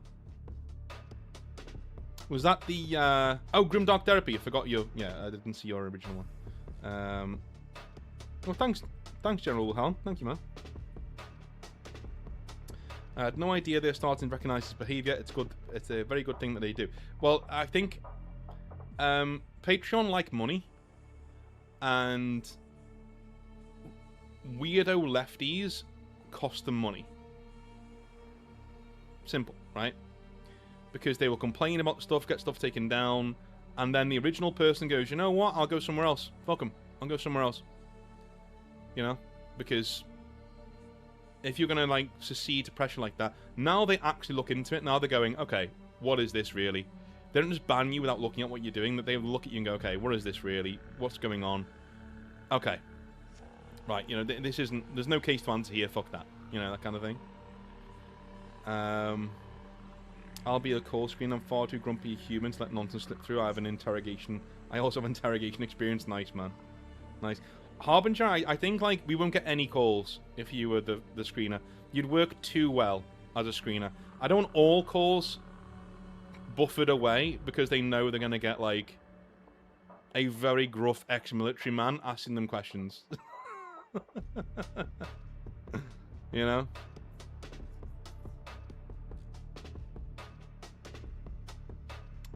Can I ask your opinion? This year I was late diagnosed with autism, explaining a lot of mental health issues. I used this diagnosis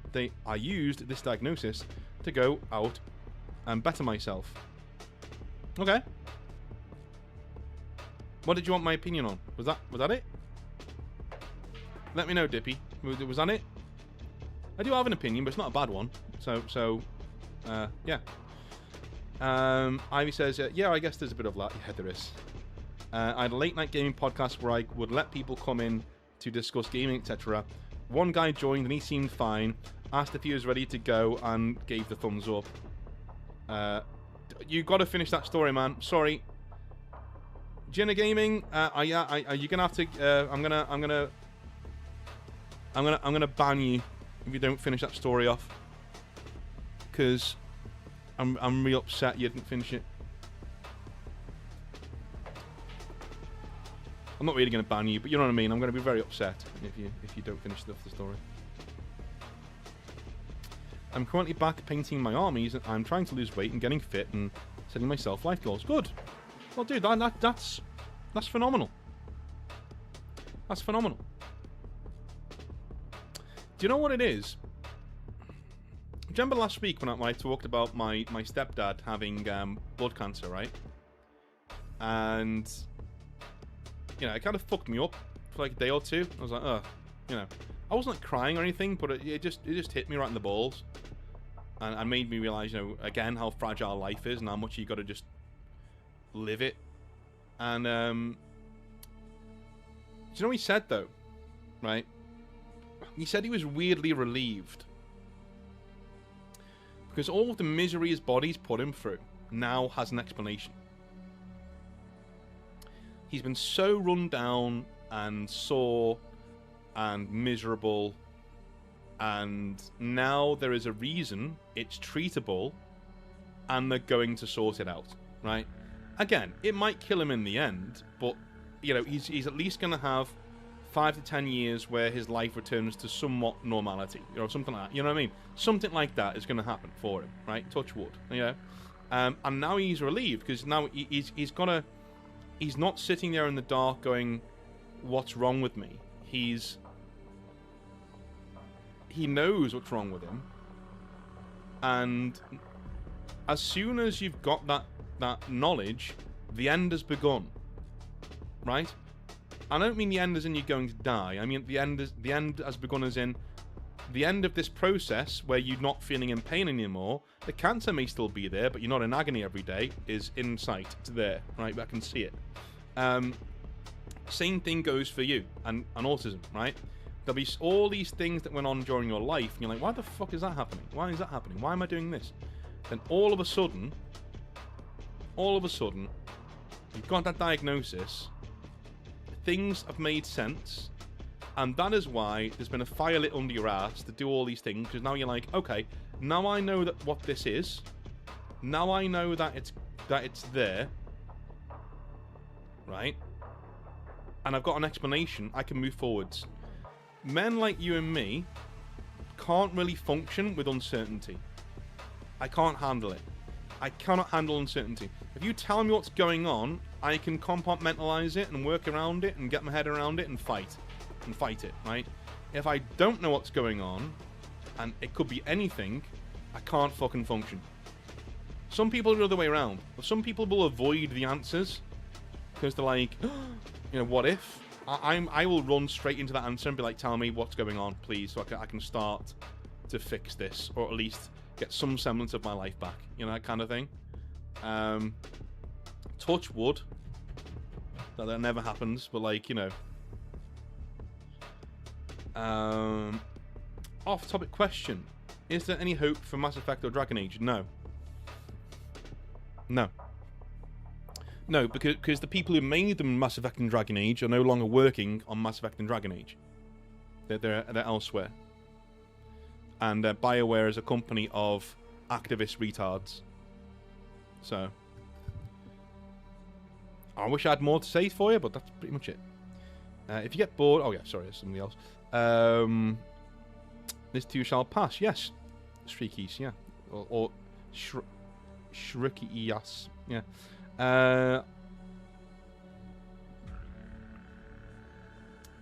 Yeah. Jinna Gaming never came back. I'm very upset.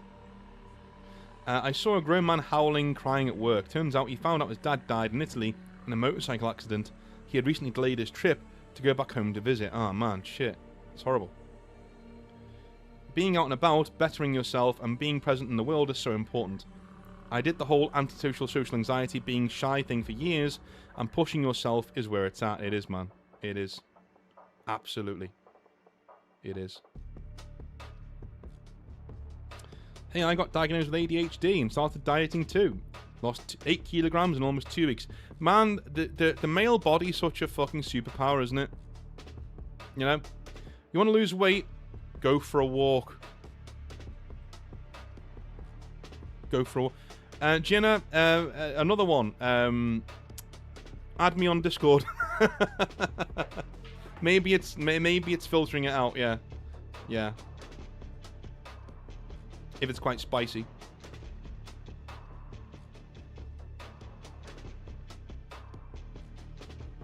Harbinger says, I was doing precisely this when I got diagnosed with ALS. Now I'm trying to find out, get out my own bubble again, stop feeling sorry for myself, despite being 4 years deep into it. Yeah, man. Yeah.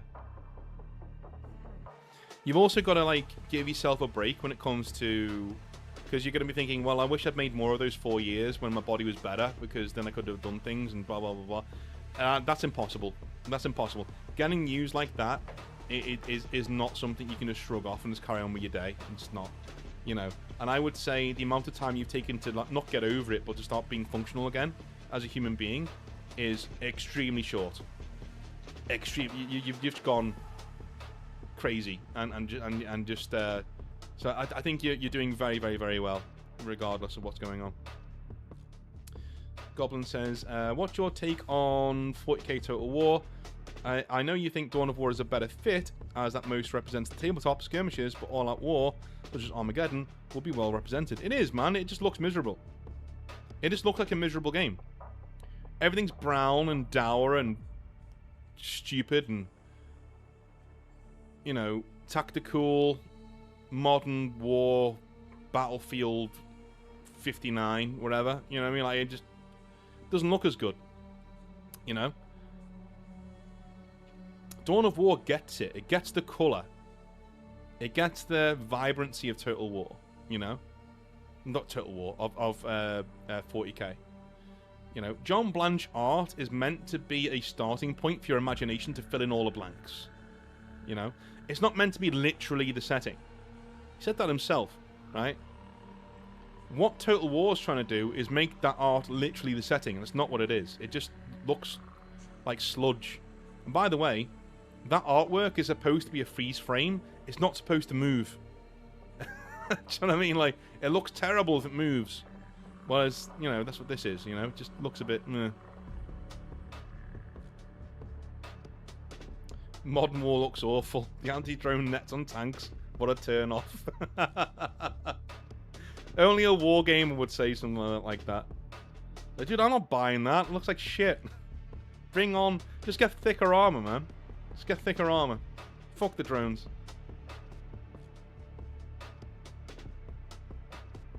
Yeah, as a man, when I want to lose weight, it's as simple as actually wanting to do it. Yes.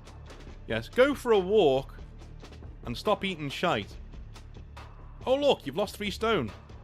You know, it's like... Dude, men are the best. We're just the best. Can you imagine being a woman? Ooh. Can you imagine? Like, I love mine. I love my girl. She's wonderful. But fuck me, I would not want to be a woman. Jesus. What a terrible existence. I mean, sure, you can feel your titties, but, like, they're yours. You know? You get bored of them. Dude, I've got titties. I mean, eh. You know? Sure, there are, like, advantages to being a woman, but... Nah. Nah. You know? Imagine being a woman, right? And you're a nerd. And every achievement you ever make as a nerd can be dismissed because you've got a nice rack. Do you know what I mean? When I say imagine being a woman, how awful would that be? Sometimes it's in support of them too. It's like, yeah. Can you imagine? Can you imagine this channel with like 21,000 whatever his subscribers. You know, very modest success, but even that is taken away from me because I've got a nice pair of tits. And I do have a nice pair of tits, but I'm not a female, so it doesn't work, right? So, imagine that. How shitty that would feel. You know? But as Goblin Warboss just said, yeah, as a woman, all you need to do is show some tits and you'll get, 1,000 times your current revenue. Yes, I get that too. There are easier parts to being a woman, yes. And then, by the way, Goblin, do you think they don't know what they're doing and that they don't know how degrading that is? Because they do. Right? Imagine coming off of that live stream, you've made some money, fair enough, but now your titties are on show for everybody on the internet forever. Do you know what I'm saying? Now, even if she never gets judged for that by anybody, she still judges herself. She's still in there. I can get off of YouTube after saying some mad shit and just get on with my day and I'll sleep like a baby. You know? No matter what you do as a woman in this sphere, people will attest all of your success to you being good looking. And by the way, I've known some ugly motherfuckers. Or just average looking spud-faced losers, right? Like myself. Who've achieved some form of success on YouTube, right? And they're dudes. Because they know what they're talking about. Every single woman who's achieved anything in the 40k space on YouTube is fit. Every one of them. Some of them are more honest about it than others. Angela over at Hobby Night. My drink is empty, but if he ever leaves you, we've got a spare room here. Come live here. But no, like, you know what I'm saying? She's honest about it. Good, yeah, I'm fit as fuck, and I'm gonna use it to get some views. And I do good content as well. But you know, here's who I am. Most others, though, can you think of an ugly woman who does? I can think of 10 average to ugly looking dudes who do 40k on YouTube and are quite good at it. Name me one ugly woman who does 40k YouTube. One. So I see what Goblin Warboss is saying, right? There is a point there to be answered. You know.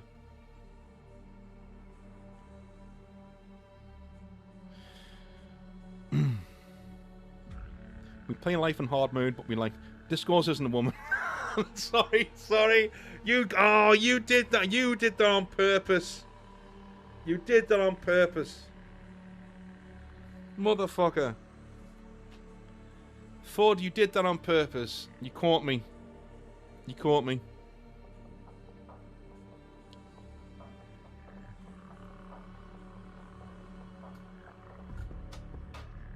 It's like I caught you.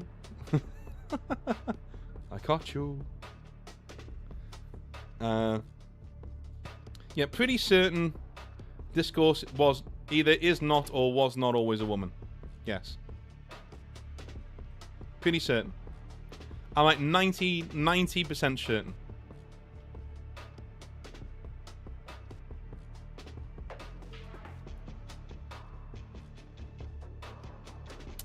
Steven says, will you get the End Times DLC for Arcade Total War 3?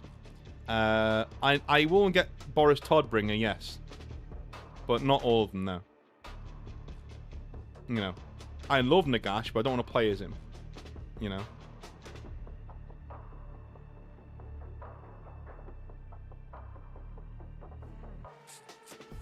Still think it's worth reading the Expanse book? No, dude, I've got it. It's on my... It's literally on my... I've got one last Gotrek and Phoenix book to read. Shaman Slayer. Then I'm taking a break from that and I will be getting to the Expanse.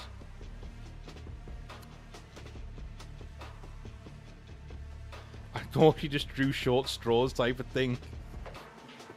I don't think she's that bad. Norn Queen Alex is also a dude. Better looking in the Discourse now. I hate to break this to you, but she's not. I've spoken to her. She's not. Yeah. She might actually be here, to be honest with you. If she might be lurking in the chat somewhere. But no, she's definitely not a dude. Because dudes can't have babies. So. Alright, Krasno, have a good one, man.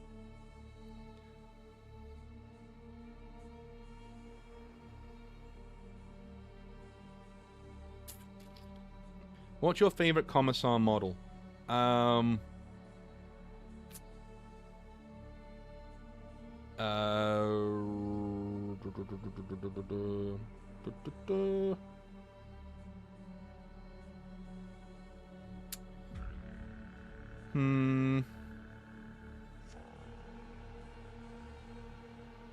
Is Creed a Commissar? If so, then Creed. Alright, man. Cheers, Mikey. Be good to get context. Well, Kaya is not a man.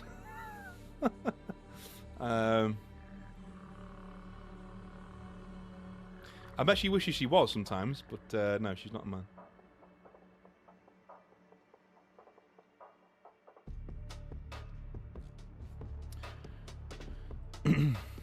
Dude, a man called himself Norn Queen? Get the fuck out.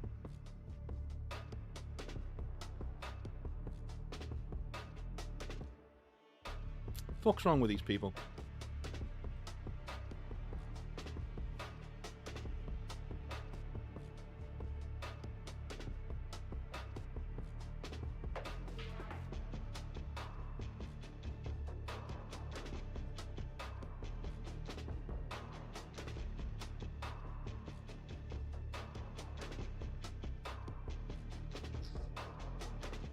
Where am I going? Oh yeah, there we go.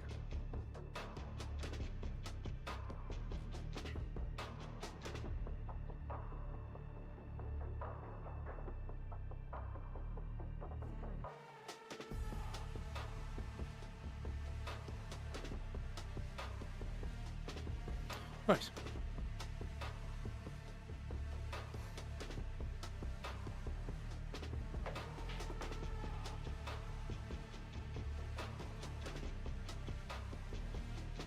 What I quite like is if I look at my phone on camera now, you can't see my 9 chins. So there must be, the diet must be working. Although I've been a bad boy this weekend. Fucking hell, man. Bad boy this weekend. My God.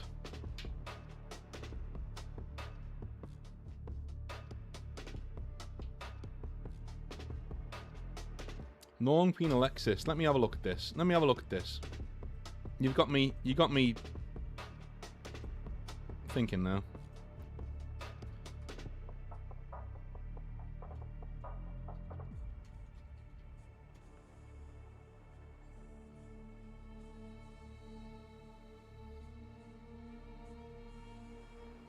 Oh, yeah.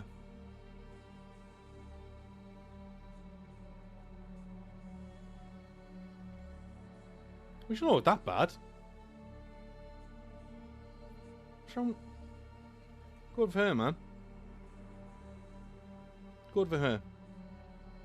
Now, here's the thing, right? Okay, forget the fact that they're trans or whatever. Is this a, in your opinion, is this a pleasant person? Is it what is the quality of a character? Right? Because if the quality of a character is good, fair dues. You know, I don't judge people by their genitalia. Well, I do if I want to sleep with them. You know what I mean? Like, obviously, but like, I don't judge people. If you're a dick to me, and which is ironic because you probably got one, then I would probably be, you know.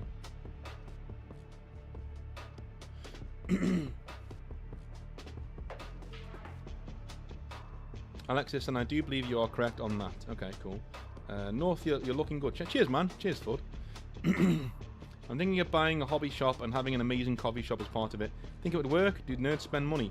They do if you... They do if you make it convenient for them. As soon as you build up that brand loyalty, then you can make it unconvenient for them. Do you know what I mean? By raising the prices. But at the start, you've got to lose money. Goblin, you will lose money, mate. I did a business plan on opening a shop here in Liverpool, and I had to be okay with losing next to around £10,000. You know, initially, around that, to get us on the first track. You know, to get the space, to renovate it, to get the models in, to be able to serve food and drink and blah blah blah. Around 10 grand. And I had to be okay with just losing that, just in case, you know. So really, you need 20 grand because you might lose 10. But as soon as it takes off and you do well, you're on your way. Right, you're on your way. Again, Goblin, message me, man. Go on Discord. If anyone's into it, yeah, for fuck's sake, go on. Add me and we'll discuss it. But yeah, it's not easy.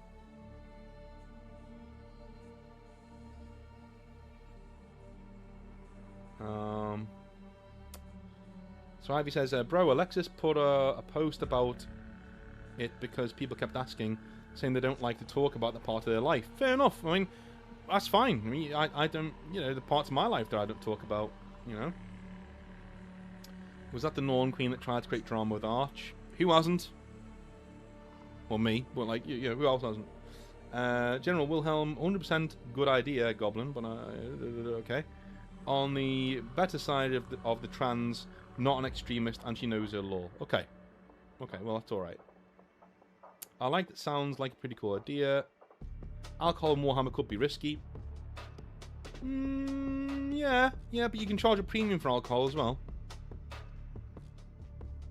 I think coffee shops have more of an intersection with board gamers and people who want to sit there with a laptop or whatever. I think war gamers prefer cans from a fridge and snacks. You can do all those things, yeah, Jethrick. You can do all. You don't need to be consigned to one thing.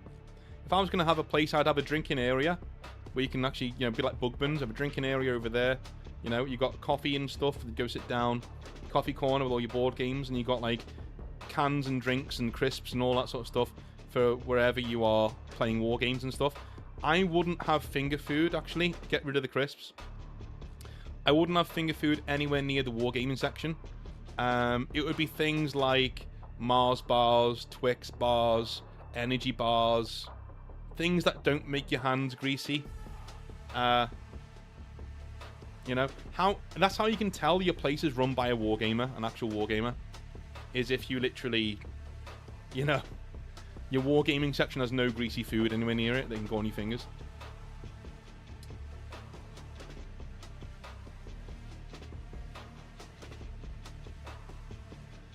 Can you imagine the car park brawls? People will go bet on you. You wouldn't be able to see an easy winner most of the times, yeah. Very unpleasant. I think you mean Alexis, okay. Well, you know what we do on this channel? You need a reason. You need a reason. Oh, I won't agree with you. It's a weird coping method with modernity. Just be nice to them. Yeah. Cute coffee shops definitely work with board gaming and books, though. They do.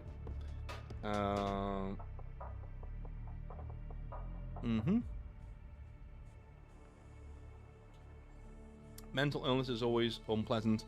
It might be a matter of time before ticking time bomb stops ticking. Yeah, I mean... Yeah.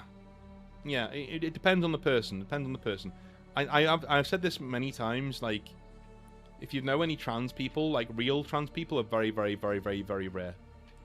And when it does happen, you're living basically in hell all the time.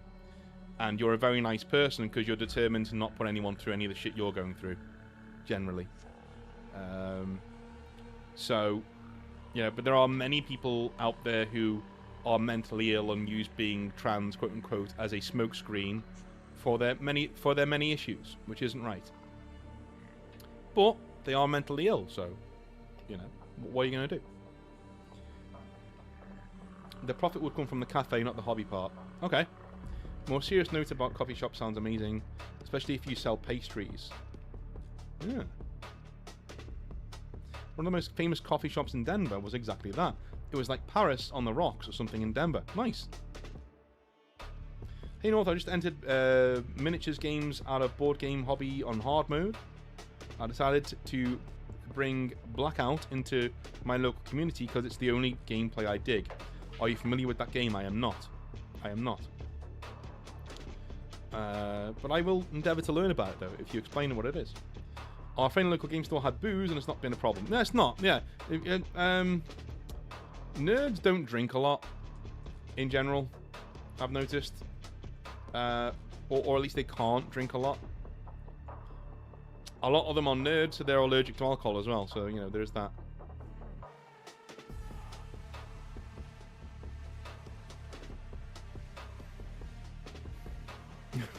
Goblin, please don't hire the Alpha Betty Spaghetti Squad if they're going to take over. Yeah. You know. Hey, Goblin. Oh, cheers, man. Thank you. 20 odd memberships. Well, congrats. See, now we get to see who the fucking lurkers were who weren't talking this entire time. Alright? A lot of you motherfuckers are getting memberships from Mr. Goblin and haven't said anything in stream, in chat.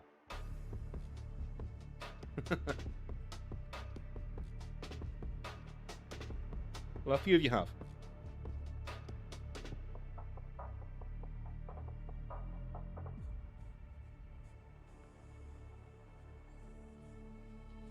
Thank you very much there, Goblin. What a man.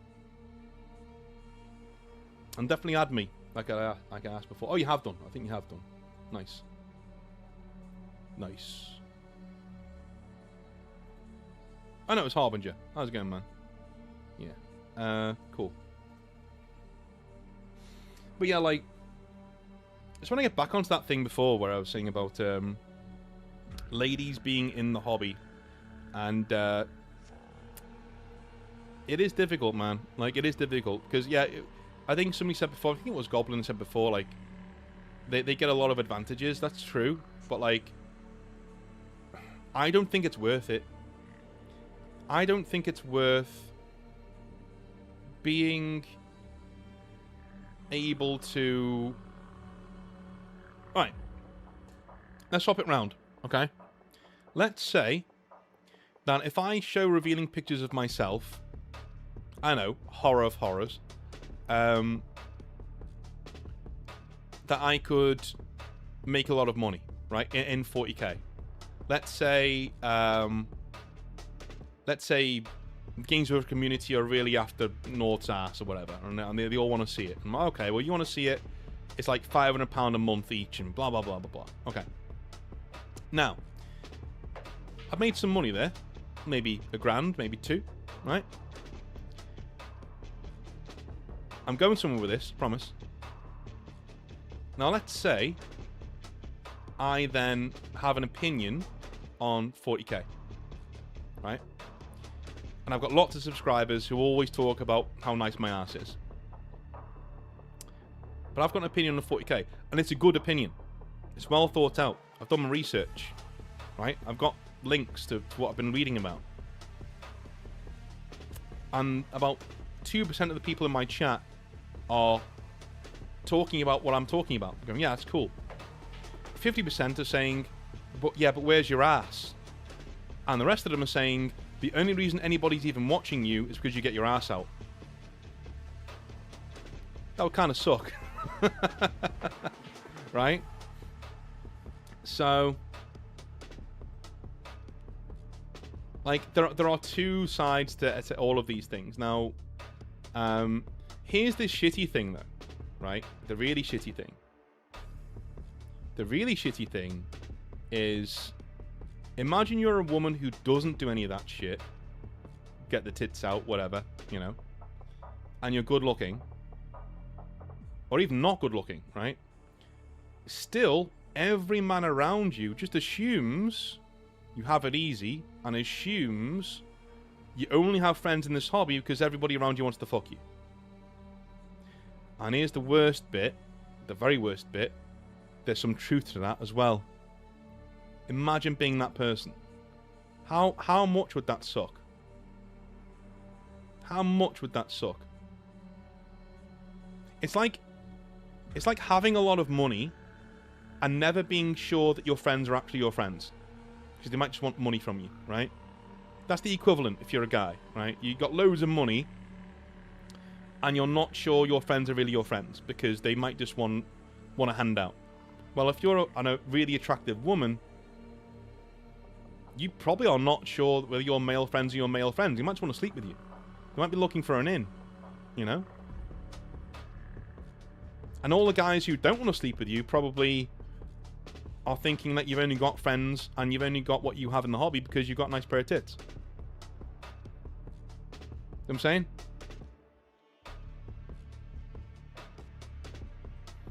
I can't go to my friendly local game store, I'm just too pretty. Well...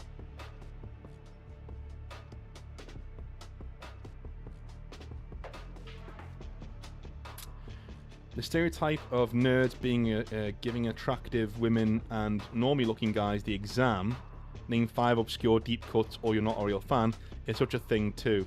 I've seen it in person multiple times, so have I. I drink in a metal bar, I've seen it a lot over the years. A lot. And by the way, people have done it to me, because I look like I'm normal, and after several beers, I'm like, name 5 Tool songs. Phoba. See, you couldn't name any. What? Like, I can't do it. Put me on the spot, I can't do it. Right? Especially when I've had a few beers. The Green Alternative says, thanks for reading out my hobby nightmare last Friday North. My gal and I got a kick out of your opinions and my paint jobs. Cool, man. Good, thank you. So what's on your painting table? At the moment, granites. Oh. Is it even working? There we go. Yeah, he's not anywhere near done, but he's getting there. He's getting there. Mr. Paladin. This is a Primaris-sized granite. He's a big boy. Big chunky boy. Big lad. A few bits to do on him yet to get him up to speed, but yeah. That is what is on my painting table right now.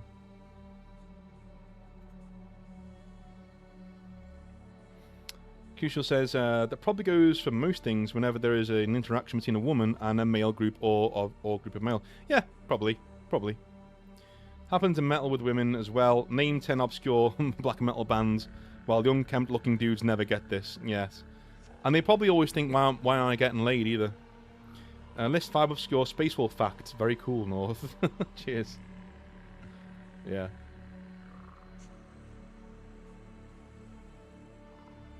I had an ex who really liked the folk metal and pirate metal stuff back in the day, and she got all this all the time from dudes wearing Ailstorm shirts and leather gauntlets on their arms. Lamau. Yeah. Good old leather gauntlets.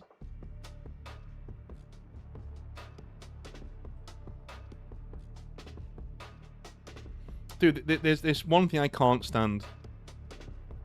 It's actual bullshitters, because it's like they have no respect for your oh yeah, okay, one sec. Discord link is balked. Because our friend Goblin was such a legend. This isn't just any invite. It's an invite to the Exile Backers server. So there you go.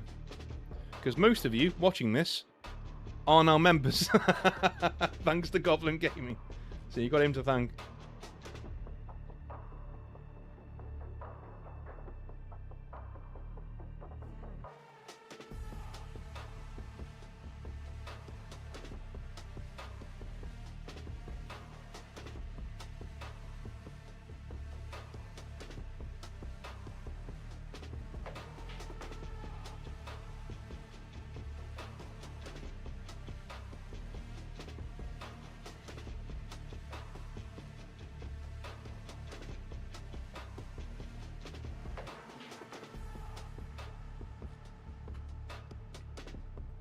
It's a very cool place. You've got to, yeah. Join the that Discord. Yeah, it is a good place to be. A very, very good place to be. We're all chilling.